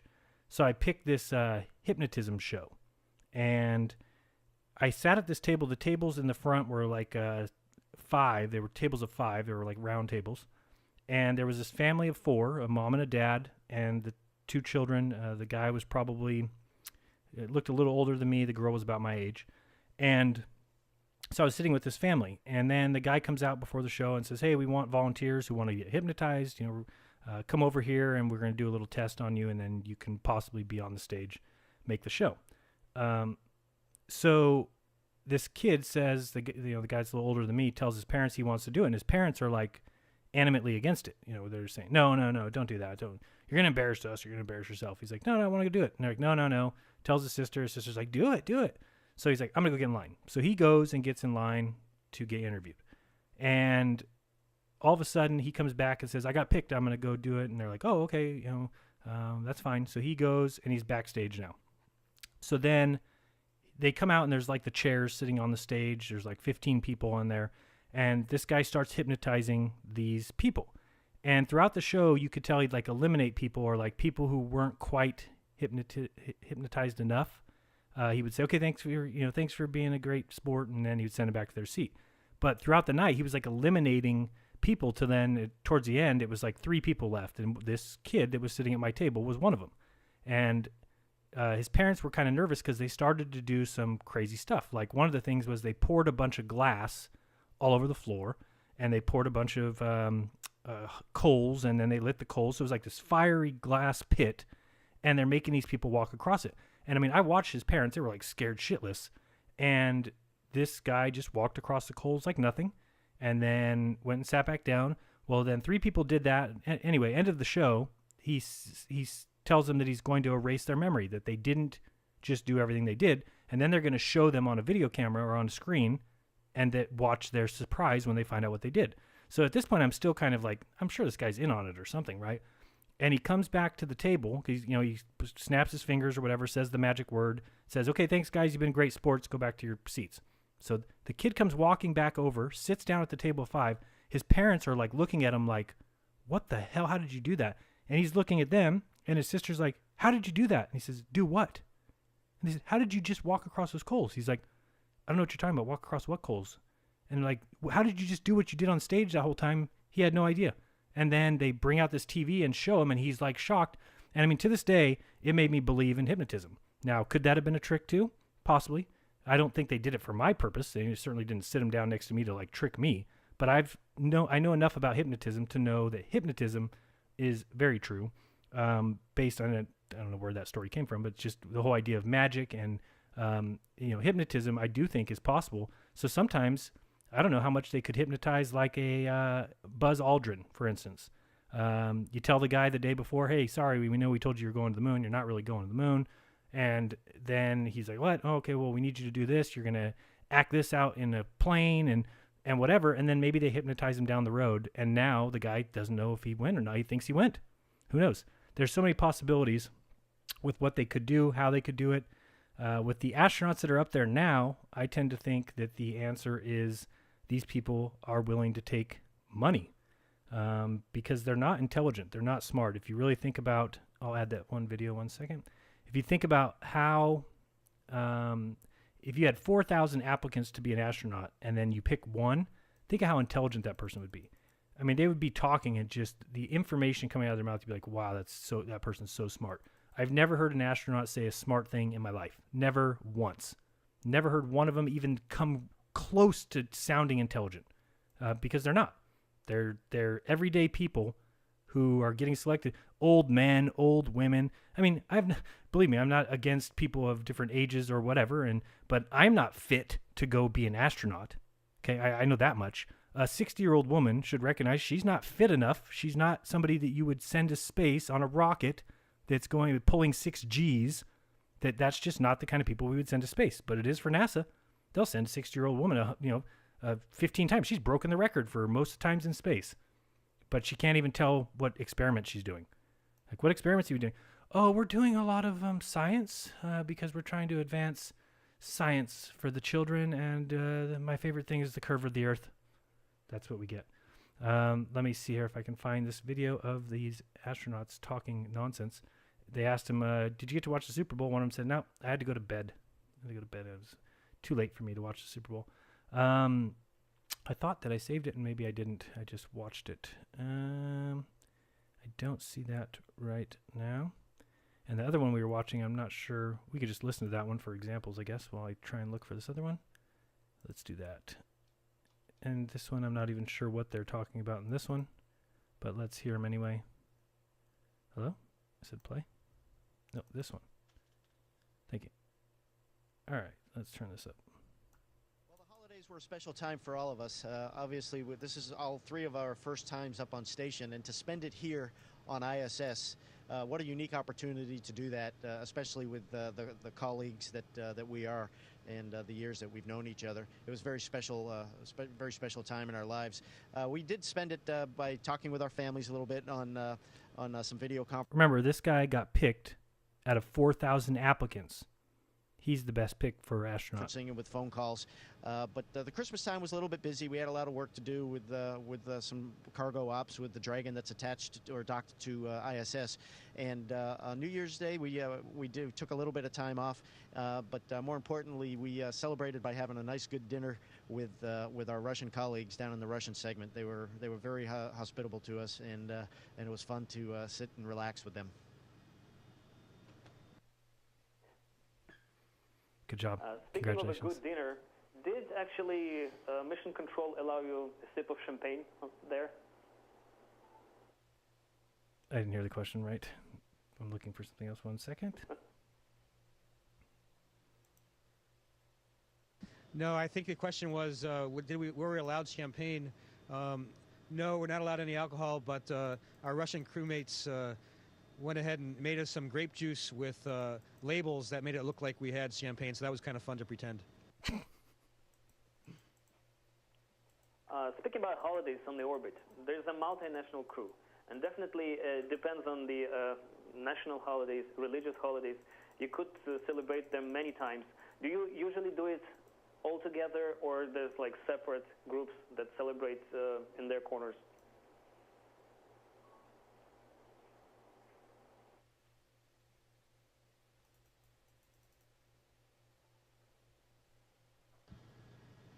That's a really good question. We come from, we have 16 to 18 international partners that make up the ISS program, and we all work very hard together. Oh, and not switching the screen, sorry. Right now we have three nationalities, being Russia, Japan, and America on board in the close quarters. So we recognize each other's holidays, and we celebrate their holidays, they celebrate our holidays. We respect all of our different cultures, and we celebrate in the togetherness on the special days that our friends have. I oftentimes heard about American wing and the Russian wing on this station. So basically what we see when the new crew arrives on the orbit, that everybody's hugging, posing together for the camera, but then it looks like the work goes to the different parts of the station. It's like one house but different apartments. Is that how the work is usually built there? You're all separate, or how often do you actually come together and do some experiments and stuff all together, Russians, Americans, and the others?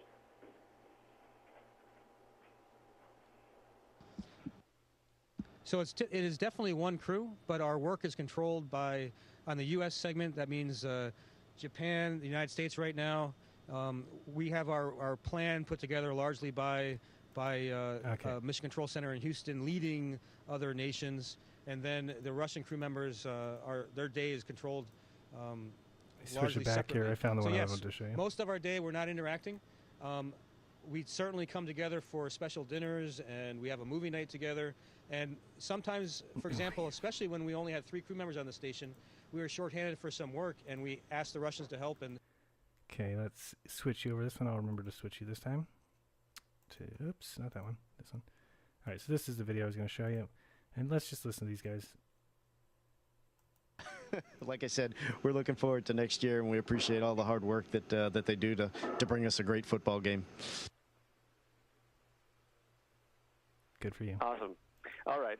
Well, I was wondering if you guys could talk a little bit about the status of the mission. I know Scott, you've been up there for a couple of weeks, and Mark, you've been there a little bit longer. So can you talk just to the layman about kind of what you guys are doing up there, the different kinds of projects, and tell us about the experiments, kind of the basics of what it's like up there? Sure. There's there's lots of things we're doing. Lots of one, things. we're living as humans in space, and that's always a challenge because that's not our natural environment. No. We make it as natural as we can. We're also doing maintenance and support of the systems up here, the life support systems and the International Space Station itself. We're also that's inside and outside. We're also doing a lot of science with. They're doing a lot of science. A lot of with science. Several experiments that are several experiments happening up here. So the days are full and they're busy, and some of the most rewarding days I've ever had. Oh boy. Some of the most rewarding days I've ever had. Can you guys describe what your expectation, if the differences between your expectations and the reality? I know for both of you, it's your first space flight.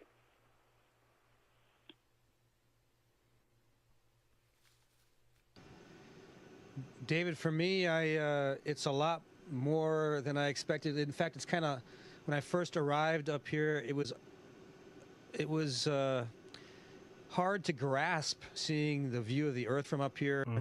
Quite honestly, the workload's been more than I expected, but of course, as Scott mentioned, that's very rewarding. It's such a unique, amazing experience that I think the fact that I took so many pictures up here is going to help me believe that I actually did it. Strange, isn't it? The other thing, and again, I can't say how they're fooling us. It's not even fun sometimes to think of all the ways, but the cupola window is built to give the Earth a round shape. And that should be... No, I know you guys are probably done watching that one. It gets boring. But... yeah, go to any astronaut video, and I dare you to send me one where the astronaut sounds intelligent. Find any astronaut sounding anywhere near intelligent, and please send it to me, ask.fm/Jaronism. I certainly would love to hear it, because I can't ever hear that. So we've heard... Oh, no, don't do his video. Okay, sorry. it's Destin. That guy gives you a strike in a second. My bad. Let me find a better one. Cupola ISS. And, okay. So, like this one here, just to show you that window, where do they show it here? No, I want to do the cupola window. Okay, there we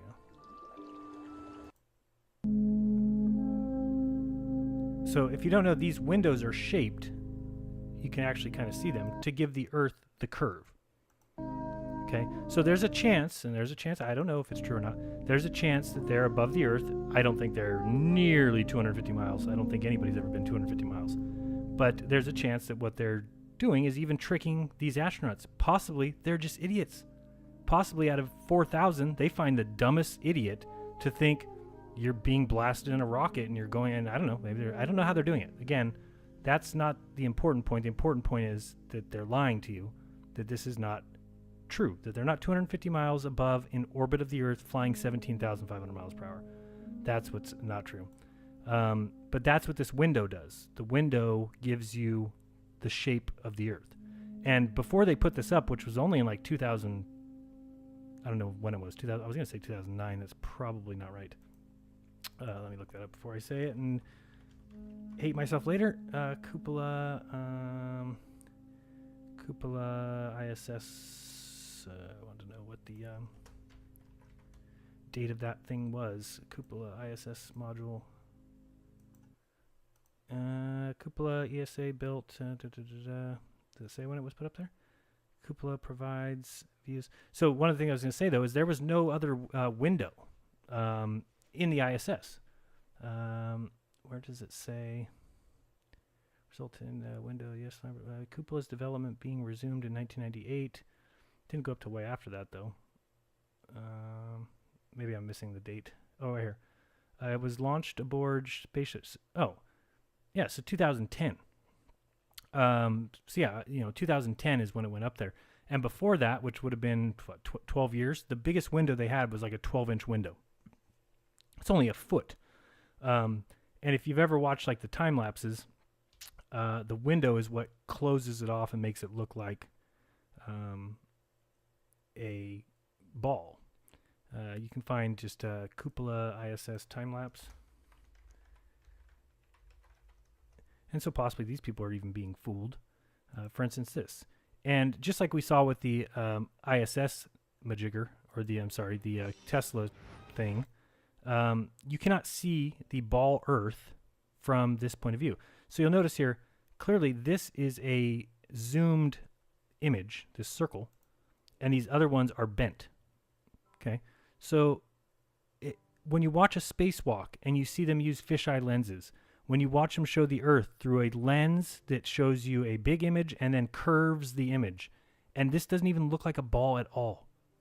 It doesn't look like a ball at all. What I think they're doing is they're flying above the Earth like a hot air balloon does, like a high altitude balloon does. It's flying in a circle around the flat Earth, and they've fooled the world into thinking it's a ball, all because, can't tell you, don't know why. I've got many ideas. Many people have come up with great videos of reasons why they would do it. But to me, it's not as important as recognizing and moving past the fact that they are lying to you. And again, if you want to believe it, feel free, but you can see how this is moving at a different speed than this. That's because this is a zoom window. And see this right here? This image is a circle of view. You're up above the Earth and you're looking at the hula hoop. It's a little below your eyes. You're looking at that's not a curve of a ball. Okay, and even if it was, as we said, everybody would have only the top position. So why, when we see the ISS, do they sometimes show it underneath, sometimes on the side? That's impossible. How could you be on the side of the Earth? You can only be at the top. So what they're telling you is straight up lies, and that's all I wanted to say about that. And if you go to, now people will say, well, Jaron, it's clear that they're not up there. Let me show you why I think that they're up there. And I don't mean them meaning astronauts. I mean, for the most part, there is a high altitude plane, the same one that sends you your Himawari clouds. If you go to eoj.jsc.nasa.gov, this is the best proof I've seen of, not this, this is the window curving the Earth. Okay, the windows, they look bulged out this way to us, but they're bulged the other way, away from us. So if you go to recent, not request imagery, latest ISS imagery, you'll get this wall of video here. Oh, am I zoomed in? I'm sorry. Jeez. I'm the worst at keeping this organized. Let me zoom out of here. See, I was zoomed into the video and then change the screen. So get this back so you can see a little better. Alrighty, let's go like that. Alright, so you get this wall of images. And actually, you probably want to see it even zoomed in a little more. Let me zoom in like that. Alright, there you go. Transition. And it changes like every 2 weeks, or every week actually. And if you go to, let me find it here.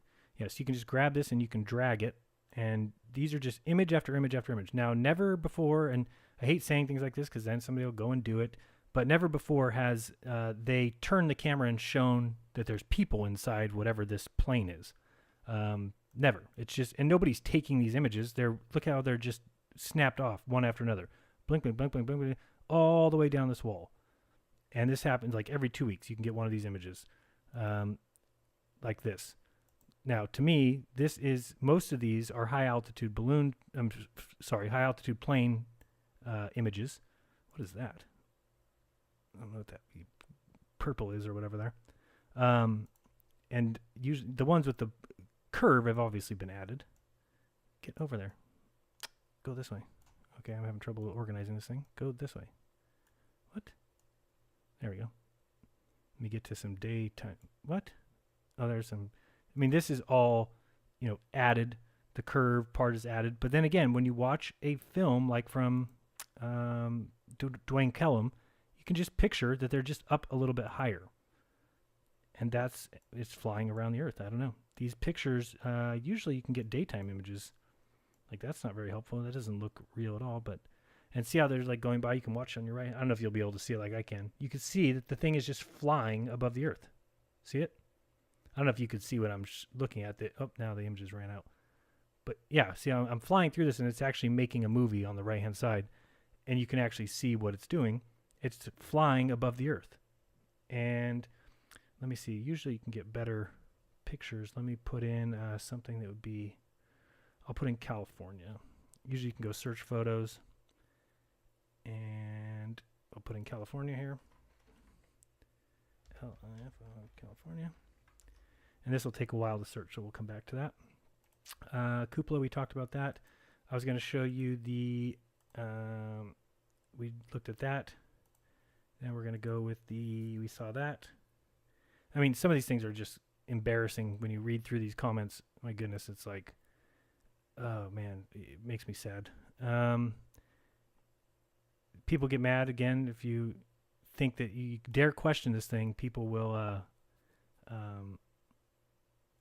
go crazy. But there's people on here that say things like, "I'll do anything for you, Elon. I will.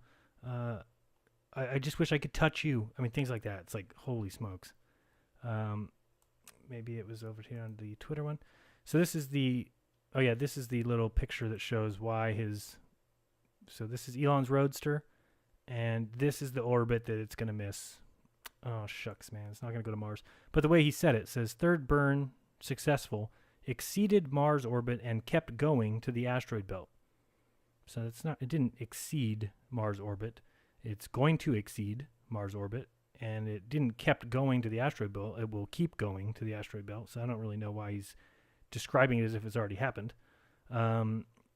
Says here, last picture of fake Starman in Roadster on its journey to Mars orbit and then the asteroid belt. So what does last picture mean? Why is there a last picture? That's it? So the camera worked for 4 hours, everything was fine, and this is it? Oh, last picture.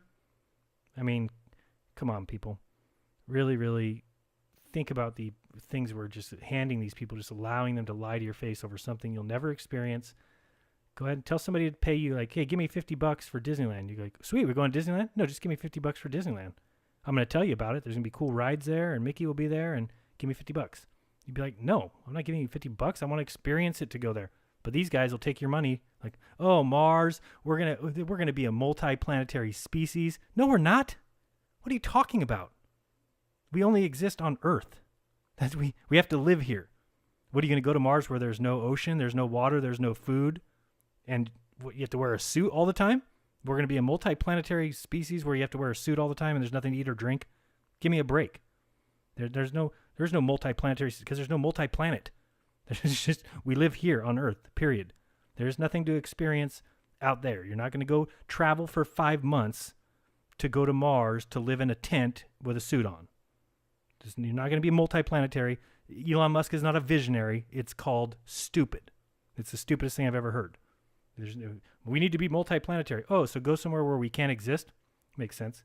Can we also be, we should also then live on the bottom of the ocean.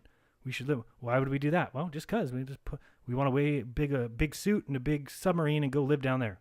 No, probably not, because we don't live very well down there, so we should probably live on the surface. Oh yeah, I guess so. Then people live on the surface. We don't just pick places and say, we should be a multi-volcano society where we have people that live inside the volcano. Well, why would we do that? Oh, just because we can build a craft that will go into the volcano, and then it will sit down there, and it will be such a sturdy craft that nobody will burn up alive. Oh yeah, we should live down in the volcano then. No, we shouldn't. We have a place to live. It's called not in the volcano. We have a place to live. It's called not on Mars. Okay? What, are you going to go live on the gas planet of Jupiter? Are you going to, I want to live on the moon of Europa. Shut up. It's ridiculous. Live here and can't even take care of this place, and let's go terraform Mars. We're going to launch a nuclear weapon there. Oh, this is the smartest thing I've ever heard. Very smart. Who else say that Earth Chan is flat? They can take a ride with the Starman. Yeah, good comment. Yep, you got us good on that one. Earth isn't flat now, I realize it. Let's see here. What else we got here? Oh, great. It just makes me so happy when people comment that actually have a thinking head. This person says, one astronaut on TED Talk says that space was black and there was not any star. At the same time, 2 astronauts say there were many stars and that they can see them 24/7. Whom should we trust? Yeah, I agree. Thank you. Thank you for being a thinking person. Thank you for having a head of your own. Thank you for not just bowing down to the intellectualism of this country and this world, which do not have your best interests at heart. Why anybody would think that they would sit us all in desks as students and teach us the same thing, and that the elite and everybody around the world was like, let's teach all the children all the truths of the world so that they all can be so smart and create products that take over my power and infringe on my riches. Let's do that. That would be fun. No, not the way the world works. It works by people up in high offices sitting around saying, how can we make people as dumb as possible so that they never can take my money and they never can usurp my power? That's reality. That's what's going on. And we're so freaking dumb, we sit there and go, okay, I'll repeat whatever you say. Yeah, okay, yeah, oh, gravity does this, okay. Yeah, force, gravity, okay, force equals mass over distance square, okay. You know, whatever you say, I can't prove it, I can't show it, but this math equation says so, so it must be true, and I'm going to go make fun of anybody else that says anything different. I can laugh at them because they don't understand centrifugal force. It's just funny. It's really funny that we think this is how society would actually be built, that they would just sit us all on desks and teach you the truth. No, they'll teach you things so that you stay dumb and you can't ever do anything. So you never go to space. You never go anywhere because you're working under these equations that do nothing. I mean, oh, well, then if you throw a cannonball at a certain speed away from the Earth, it's going to land on the Earth. But if you throw it too far, it'll go out in space. But if you throw it perfect, it's going to go around the Earth and then gets into orbit. Yep. And can you show me this? Well, we have satellites up there. Can you show me pictures of them? Well, we have pictures of them being built. What do you think? They're building them for no reason? I don't know. You tell me. Let's see here. What else did I want to show you? That's probably it. I'm getting too upset now. I mean, things like this, like printed on the circuit board of a car in deep space, made on Earth by humans. Thanks, Elon. You are humanity's savior. What other ideas do you have? Let's get a big, boring tunnel driver and build tunnels under the Earth where we can all go in fast trains. Brilliant. Yep, it's right around the corner, guys. Right around the corner. We're just going to bore through underneath LA and then put everybody on tracks, and the cars will be on the tracks, and they will zoom you around the Earth at 100 miles per hour because the 60 mile per hour freeways isn't cutting it anymore. Let's go 100 miles per hour on a track. Let's see here. I don't remember where the other comments were that I was going to show you. Thought they were here, but I don't know how many times I have to hit this button. Yes, I love it. People, I see flat Earth stuff is all over the place. Yes, yes, yes. I love it. Fake, fake, fake. Good. People, keep doing that. Keep putting it out there because it's catching on whether you think so or not. You know, when I got my friends who were telling me months ago, dude, you're crazy. Space is real. And then they're texting me pictures today saying, tell me these guys are not saying this is real. I'm like, oh no, Spaceman in space, they think that that's real. And they say, please tell me you're kidding. It's like, no, I'm not kidding. And start to pay attention. When you start to pay attention, you're going to see that this is a game. Somebody's playing a game. And the game is how stupid is humanity to believe in something they'll never see, something they'll never experience. All because somebody tells you. Can't see the curve. We see things way further than we should. And yet people will ignore that. And they'll go to Soundly, who will show you one image, one place where it kind of looks like the Earth is curved, but at a place that would be impossible in reality. Can't have a curve after 3 or 4 miles going that way, but then nothing from left to right. And again, they don't get it. They'll argue for it. And the people that have gone against it so hard, they're just going to keep doing that. They could not possibly see the truth even if it was slapped in the face now because they've gone too far. And you know, it's like Joe Rogan saying, "Oh, I think these guys, when they have such a strongly held belief, we don't have strongly held beliefs. We believed what you did our entire life. I believed in the globe Earth 35 years of my life, believed it. Now, there was probably 5 or 6 times that I walked outside one day and looked around and said, like, geez, you know, the Earth kind of looks flat. Oh, but never mind. And I don't know if I've told that story. I'll tell it one more time just because I told David Avocado Wolf the other day when he came by. But there was a guy who called me and said that he was on a plane about 10 years ago and was looking out the plane window and saw the Earth and just said he was really looking at it and kind of contemplating like, man, the Earth looks flat. And he couldn't really picture buildings going over the far end. He said, it looks like it's flat and it's just everything's getting so small and then the horizon's getting so meshed with the sky. You know, it looks flat, like there could be more further down. I just can't see it. And so he said he was thinking this for like a half hour. So then he turned to the guy sitting in the middle seat who was at one point looking out the window also, and he turned to him and said, you ever look outside and think the Earth looks flat? And the guy says, yeah, if you're a fucking idiot. So the guy said he got like real, like, oh, my bad. and then said any time in the next 10 years that he had ever even ventured a thought anywhere near, could the earth be flat, he immediately remembered being told by that guy, only an effing idiot would think that way, and he erased it out of his mind. Said, no, I can't, what an idiot I am. That's what they've done. They've created this whole idea by teaching you the most absurd thing that there's possible, that you live on a big rock in space that's spinning with water attached to all edges of it. It's spinning. It's flying around a sun 1,000,000 times the size of Earth at 66,000 miles per hour. Then you and the sun are going 480,000 miles per hour around the Milky Way. The Milky Way, you and the sun, 2.2 million miles per hour around the Great Attractor, never been seen. Neither is the black hole at the middle of the galaxy, but we all, they believe in that. They tell you all these things. You'll never experience them. You give money out of your paycheck to NASA so that they can teach children lies. And something you'll never experience. None of your family, none of your grandchildren, none of your great-grandchildren, nobody will ever go to any planet, ever. It's just not going to happen, just like they keep saying. How many times are they going to tell you we're going back to the moon? How many times do we have to hear it? How many times are you going to hear it before you go, I think they're bullshitting. I think if somebody could go to the moon, they would be there again. They would have a base there. If you went to the moon in 1969 and through 1972, by 1980, you would have had a base there. By 85, you'd probably have people living there. By 95, you'd have a hotel there. By 2005, you'd have a shopping mall there. These things are how things work when you're talking about, it's not like somebody sailed to the United States from Europe and then said, all right, nobody's going for another 50 years. That's it. We're just done. But we know how to get across now. We know the winds. And nope, we're not going. Okay, we're just going to stay very close to the shore. We're going to stay, nobody go out further than the waves. We're just going to stay right here within 10 feet of the beach, even though we know how to get across, because we had that technology, but we lost it. It's too expensive to get it back. Okay? It's not the way it works. Never, ever, ever the way it works.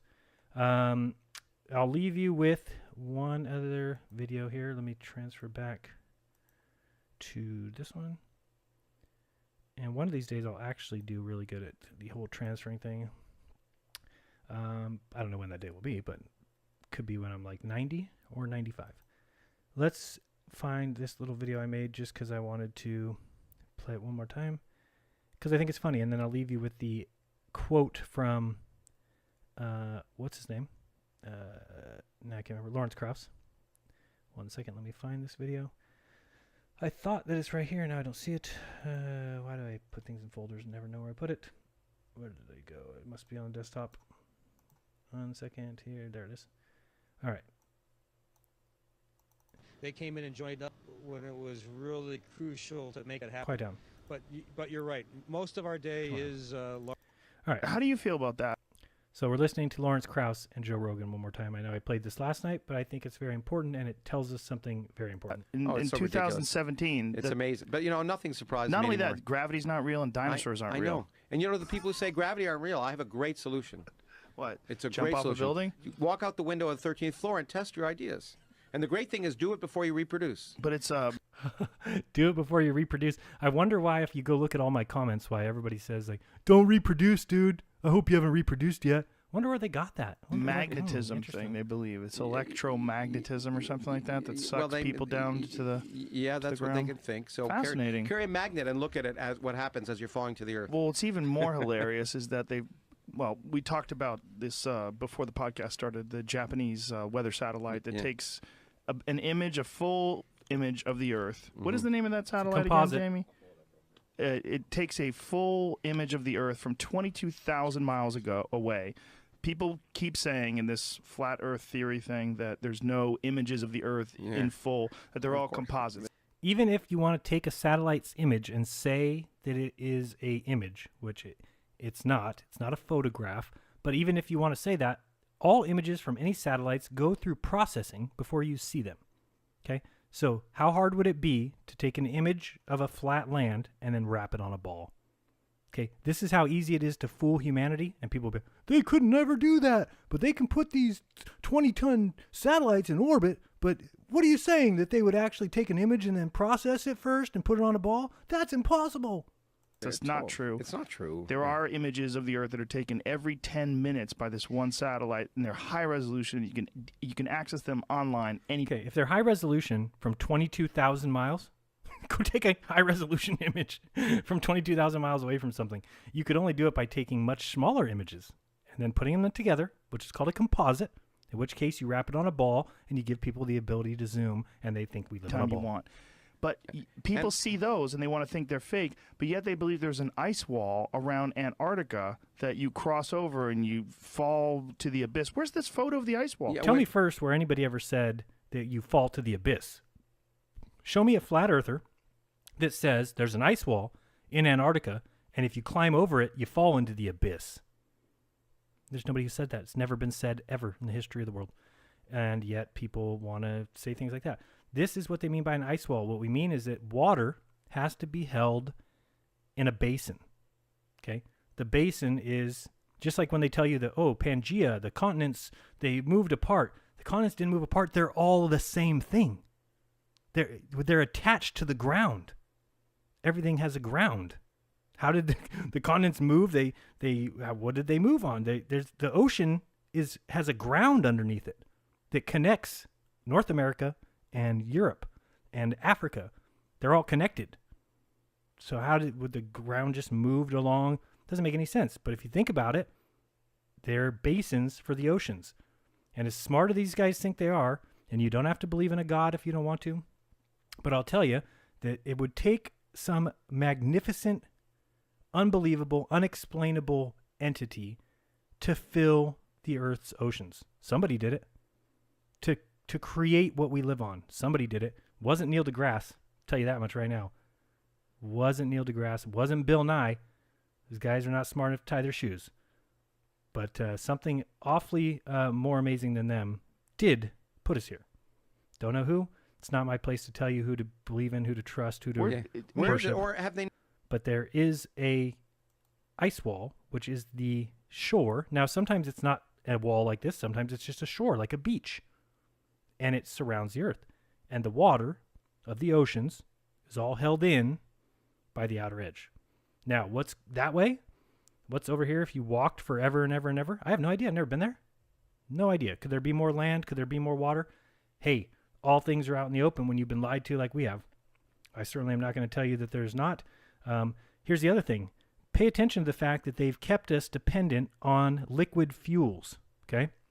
Like gasoline. Because by doing that, you can't get in a plane and go check.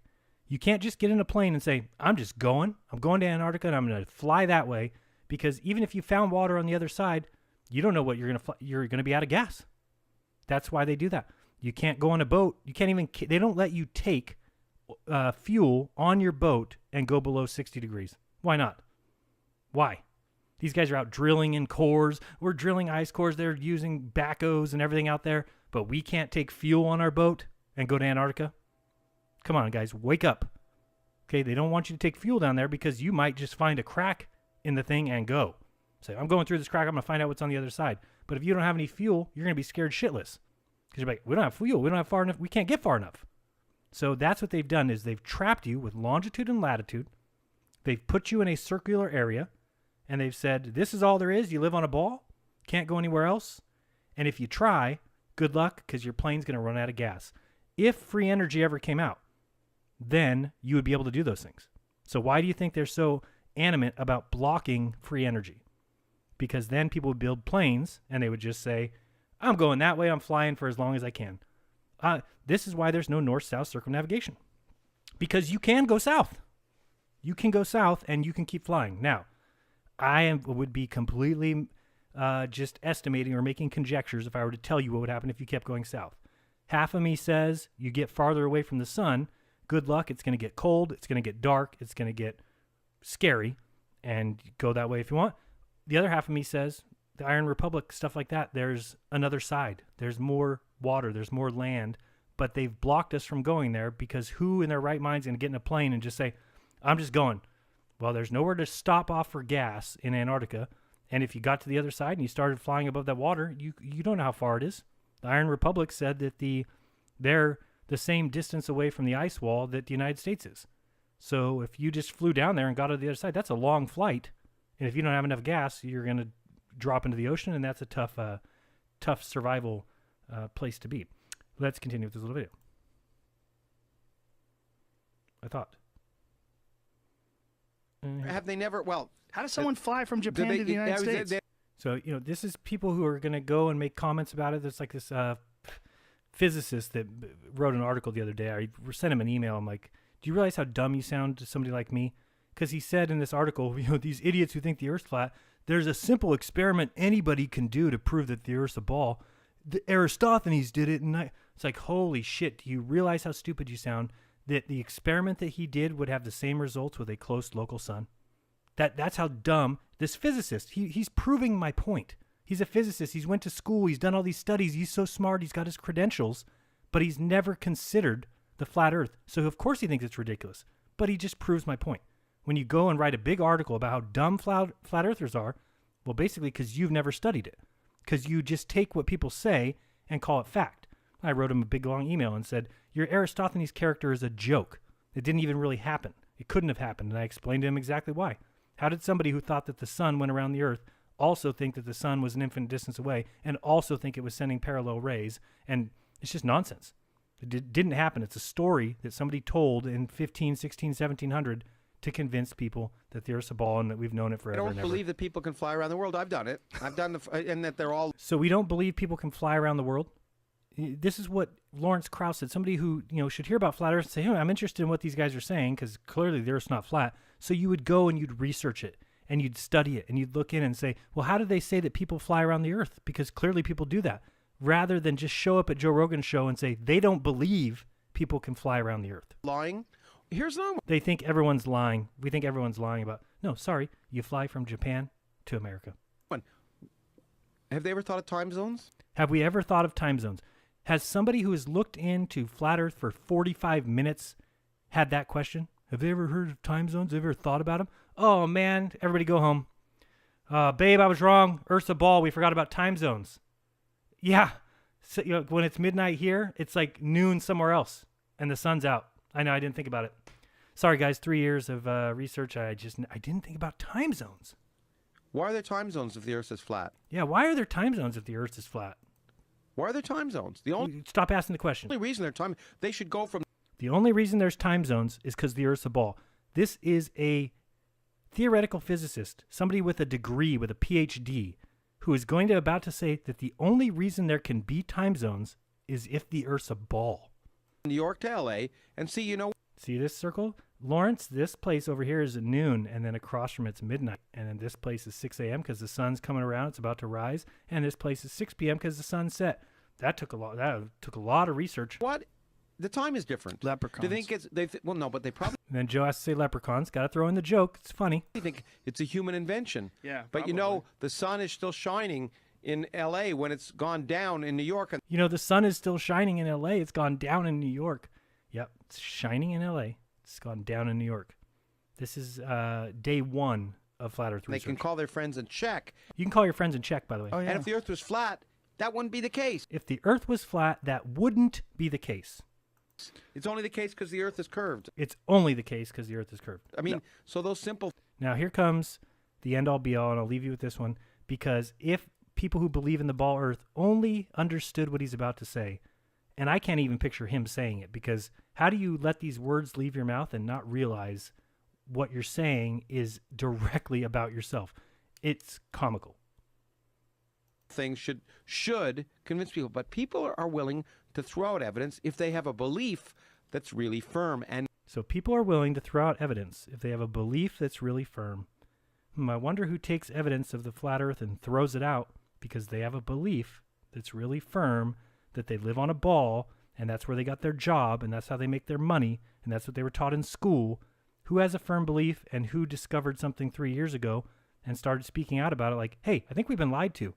I don't have a firm belief that the Earth's flat. My research has shown me that the Earth is flat. What I said before is we have to realize the easiest person to fool is yourself. The easiest person to fool is yourself.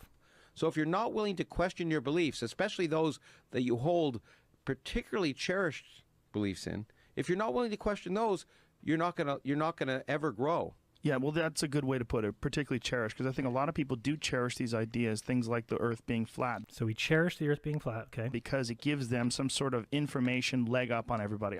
It gives them an information leg up on everybody else. That's why I'm here. That's why I do live videos. That's why I make videos about the flat Earth, because I like having an information leg up on everybody else. Does this make any sense to anyone? Why would we tell a person? Why would we tell a soul? Like, I know the Earth's flat. I'm going to keep it to myself, not tell anybody. Or do we feel bad because growing up my entire life, I never thought I could question the shape of the Earth. I never thought there was a reason to question it. It's clearly scientific. They've done all the testing, the scientific method. I was taught the scientific method. So if the Earth went through the scientific method like all science should, clearly the Earth's a ball. Then you go look into it and you find out you got assholes saying, but boats go over the edge. And then you go out to the beach and you use your camera and you zoom in, the boat comes back. You're like, seems like an optical effect. I don't think boats go over the edge at all. And then you start looking into the other things, and like Aristophanes and 370b, and then you debunk that. And then you say, what else? So water goes down the opposite way in the opposite Nope, that's an old wives' tale. Then what? And you keep going and realize we believe something that has zero evidence. The only evidence they have is photos from a space agency that tells you they went to the moon 50 years ago. That's what you have. I know something that people don't know. Or makes them feel better about themselves. Yes. They may hate gays. Yeah, I feel better. They may hate gays. Oh boy, I just have to hear that one more time. This is Question too funny. those. You're not gonna. Let's hear about the growing. easiest person to fool is yourself. So if you're not willing to question your beliefs, especially those that you hold particularly cherished beliefs in, if you're not willing to question those, you're not gonna ever grow. Yeah, well, that's a good way to put it, particularly cherished. Wow, I don't know what else to say. Hey guys, if the truth about the Falcon Heavy is that it is a hoax, it is a lie, I don't know how. I don't have to give you evidence how. I can look at that. My evidence is my eyes. When you look at something and you know it's fake, just like if somebody said, well, give me evidence that David Copperfield didn't make that car disappear. I don't have evidence, dipshit. He didn't make the car disappear. David Copperfield didn't float on that stage because I know the truth that people can't float. That's how you get evidence. So the evidence of the hoax of fake in space StarMan or whatever the hell his name is to simply go look at it. Go watch the video and decide for yourself. Stop trusting other people. Open your mind and find your own truth and be kind, don't lie. And until next time, this has been Jeranism. Peace.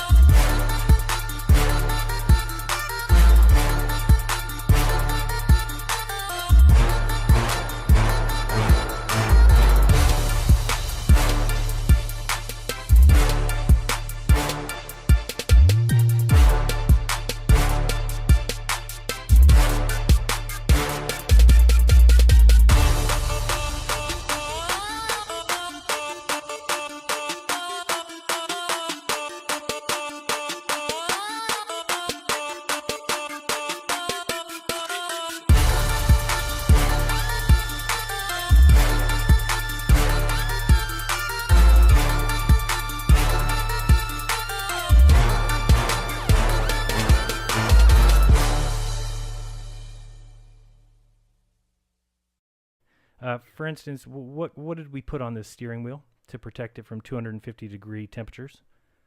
Pretty sure you put anything 250 degrees anywhere near any of this plastic upholstery. Goodnight, Irene. It's done. Yet not in the world of intellectualism where things just happen because people say they do. You don't need proof anymore. You just, Elon Musk says it happens, so it must have happened. That's it. Smart people say it can be done, so it must take place. It's ridiculous. What did they protect this paint with? Look at this thing going. Is this supposed to be Australia? Is that really supposed to be Australia? Please tell me it's not supposed to be Australia. You can figure out for yourself how far away you'd have to be to see Australia like that. And I believe the Himawari satellite, right? Even that's 22,000 miles away. I don't know if people have seen that. That was the moon that went by. Let's go back and look at that because it's pretty funny. Let's go through. Now remember, this moon of ours that's interesting. Hold on one second. I want to go back a little bit. I saw something else here. Anybody see that? Kind of looks like a glare right here on some sort of string thing. Watch. And glare. Interesting. Interesting. Okay, so this moon of ours, supposedly, according to, again, intellectuals, okay, this moon is a quarter of the size of Earth, okay, and is 30 Earth diameters away. Okay, so you just need to think, how far away that would be. And is this what you would see? This little thing here, that's 30 Earth diameters away? Give me a break. Get your head screwed on straight. Or just simply defer to whatever men tell you. Men tell you it's real. It was on the news, in case you didn't notice. It was a big deal. A lot of people were there cheering and screaming and yelling. So I'm pretty sure that must mean it's real. It can't be anything else.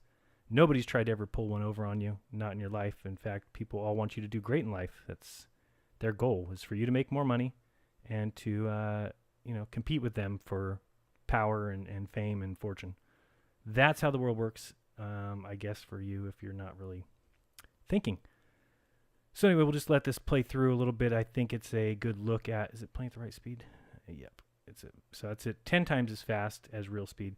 So I mean, where do you even begin? Is this Tesla car is then in a spin? It's in a controlled, so it's in its own orbit. It's in its own spin. I guess I don't even get that. So it's spinning. What is keeping it spinning? Because there would have to be some sort of atmospheric drag on it or something. You can't just spin. How does it spin? What is it? Where is its RCS thrusters? What's thrusting it into a spin? So you're just saying you got up there and then it was. How did it start spinning?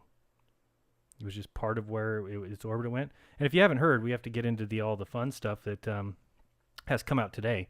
If you thought this thing was going to Mars, you're gonna be sad. It didn't quite make it, even though that would take 4 months to get there. They already know.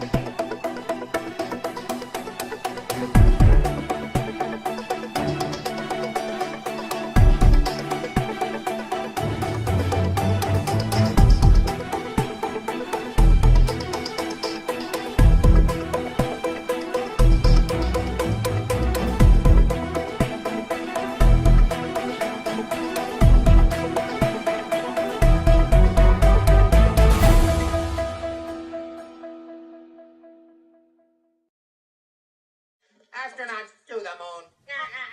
Ignition sequence start. 3, 2, 1. Houston, we have a problem. Liftoff. We have a liftoff. We copy you on the ground. You got a bunch of guys about to turn blue. What you're seeing here is a mirage. What's going on, everyone? It's Jaronism back with another live video for you tonight.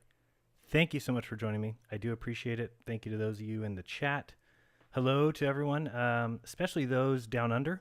You know who you are, down in Australia. Hopefully your head's not hurting too bad tonight from the upside downness. And I can't really help you on that one, but hopefully we can get you guys some help.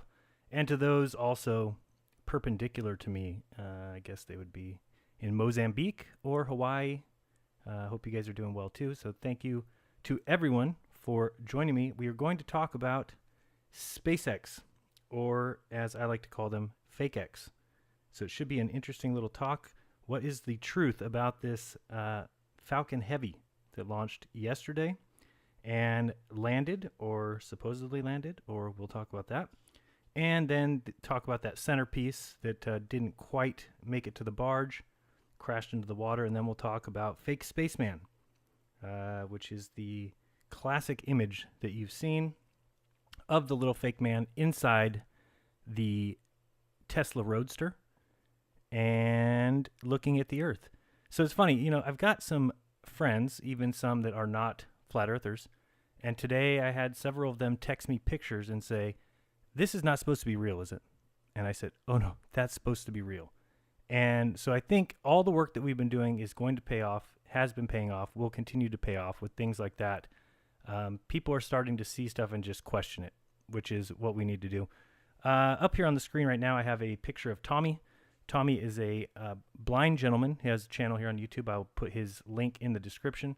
I also may be having an interview with him soon, hopefully soon, and that'll probably be on Raw on Monday nights. The #1 show on TFR on Monday nights from 6 to 9 p.m. Pacific, 9 to midnight Eastern, and that show is Jaronism Monday Night Raw, so don't forget to check in. It is free to listen to the live broadcast Monday nights, 6 p.m., so check that out. But I'm going to be trying to have an interview with Tommy. It's interesting to talk to people who are blind. They just have a different, obviously, perspective on everything that we see. So I'm just going to play a little clip here of him talking about things that he would love to see if he ever was given the gift of sight. So we'll pick it up from somewhere near the middle. But let's go ahead and have a listen.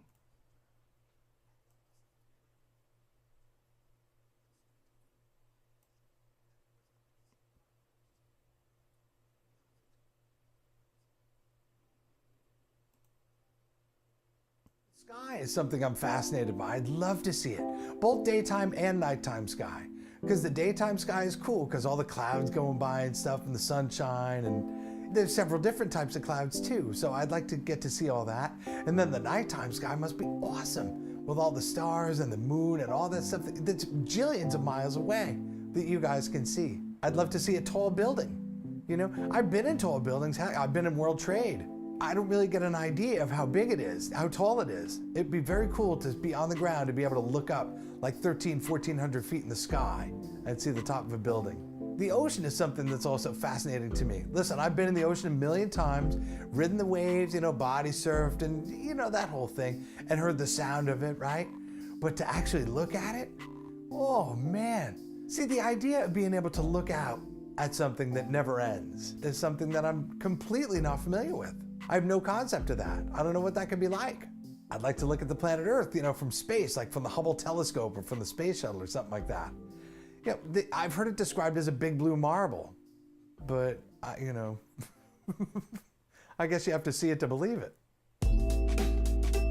You know, I've heard it described as a big blue marble, but, you know, I guess you have to see it to believe it. So, yeah, I want to have a little conversation with Tommy and maybe try and explain to him that it may not be the truth simply because we are told that we live on the big blue marble. But stay tuned for that. Hopefully that is something coming up soon. Also wanted to go through, obviously, the videos that happened yesterday. The actual launch. We're going to go through that and look at a few things. I've tried to pull up my editor here. I'm going to see if it works because I do want to show you. During last night's live broadcast, we were saying there was some sync problems with the bottom cameras. Now, I haven't done a whole lot of research today on whether or not that's been admitted. It is clear that they have two of the same feed coming through, and I'll show you that. Hopefully you can see that. 1 second. let's see if we can get you to look at that. All right, let's see. Hopefully you can see that Earth ball is where they live, or that's what it would look like from that distance, or that water can be suspended on a ball, spinning in outer space, which is just nothingness. What's holding the ball up? Oh, gravity. Tard. That's what you get. That who is really the? Oh yeah, this is something I want to show you real quick. I'll stop this. I saw this and I couldn't figure it out last night. What is this thing? I'll get back to that, but I'm going to show you what's on this so-called Earth ball. Come around here. Let's go. Did I really rewind that far? Didn't mean to. All right. We're going to be looking at this thing here. Hopefully, I don't know if you guys can see my mouse. I always forget. There's like this little black, I don't know what it is, mark. We'll call it a mark. There's a black mark on the Earth. I don't know what it is. I'm going to expand back out and we'll watch it even further as it swings around. You actually get to see it 2 or 3 times in a row. Oopsie, didn't mean to move that. So watch this thing. I'll just kind of play it for a second here. I'll actually slow this down so we can just watch this little thing. What is this thing? It doesn't look like it's land. It's not some sort of island or something. We'll look at it here when it comes past the window. And I'll zoom in on it so we can see again. Okay, right here. Let's check this out. Oh, I have to go this way. Oh, by the way, I wanted to tell everybody, my computer keeps getting that, well, it used to be called the blue screen of death. Nowadays, it's a little bit more friendly. It looks like this. I got a picture of it finally. Transition. Just, I don't know if anybody has any clues about it. I've done so many things to try and repair it, but it just keeps coming up. So if I do lose you again, I apologize. I really do. But this is the screen that comes up. And so I've had to do a couple things and update drivers and everything. And I even did one of those check discs, which took like 7 hours yesterday. But it still keeps doing it in the middle of my live stream, so I'm not really sure why. But anyway, just wanted to show you that. Transitioning back over here. So what is this thing here on the Earth? What is that? I don't know what that's supposed to be. If anybody knows, you could put it in the chat, I guess, because I don't know. And we'll go back and let it play again. Let me redo the screen. Okay. And it will actually come around here again. Let me speed this back up to regular. Okay. So we'll watch it as it comes around here again. So it's not something that is, I don't know. I guess obviously it's whatever it is attached to whatever they're calling the Earth. So we'll see it come around here in a second. And again, I just don't think people are really thinking about the fact of a company that has $52 million a day. If this lie is true, which I certainly think that it is, and many people are starting to see the same thing, then you have to understand that they will go to any stretch to keep the lie going. So, oh, there it went. I just missed it. Let me go back just a hair. Maybe there. All right, and we'll let it come through here again. Okay. So yeah, I have no idea what that is. Maybe somebody can fill us in. What is that? So maybe that's your evidence if you want to know why I think it's fake, but I don't think I need any evidence because this is all the evidence I need. The screen of my editor here, and I'm going to, or do you not see that? Let me see here. Oh, you don't see, do I have to press play? 1 second. This is something I didn't make sure worked first. I should have done that. Let me see here if this... Well, if you could hear all that cheering. Sorry about the sound. It was an outstanding test flight of the Falcon Heavy. Interesting. It doesn't show my editor. All right, well, I'll see if I can show it in the actual video itself. My editor plays, but it doesn't show the video for you. Very interesting. So let's go to that video. And then something else I did, and we'll look at in a little bit. I'll just show it to you now. Just so you can see what I did. I took the StarMan, or fake StarMan as I'll call him. I took that video. It was about 4.5 hours long. Thank you, Bob, for securing that for me. It was hard to get at first because you weren't able to download it as long as it was playing. And then they blocked it right after, but luckily Bob secured it. Let's go to that video here. Okay. And what I did is I took out all the black frames and took out all the... Okay, that's nice of you. Why did it just tell me no? Okay. Oh, I know why I moved it. 1 second. I put it in a different folder. And it would be here and here. Nope. And here. There we go. Now we should be seeing it. What is going on here? It's telling me it can't find it. There we go. That's what I want to show you.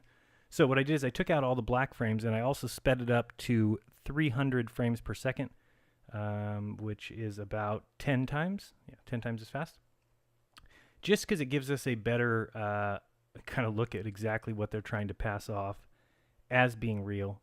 And that's basically going to be the majority. I'm going to show you a couple things, but then we're going to just discuss what it means to, experience life and what is experience, and the fact that they're trying to sell us something that we don't experience.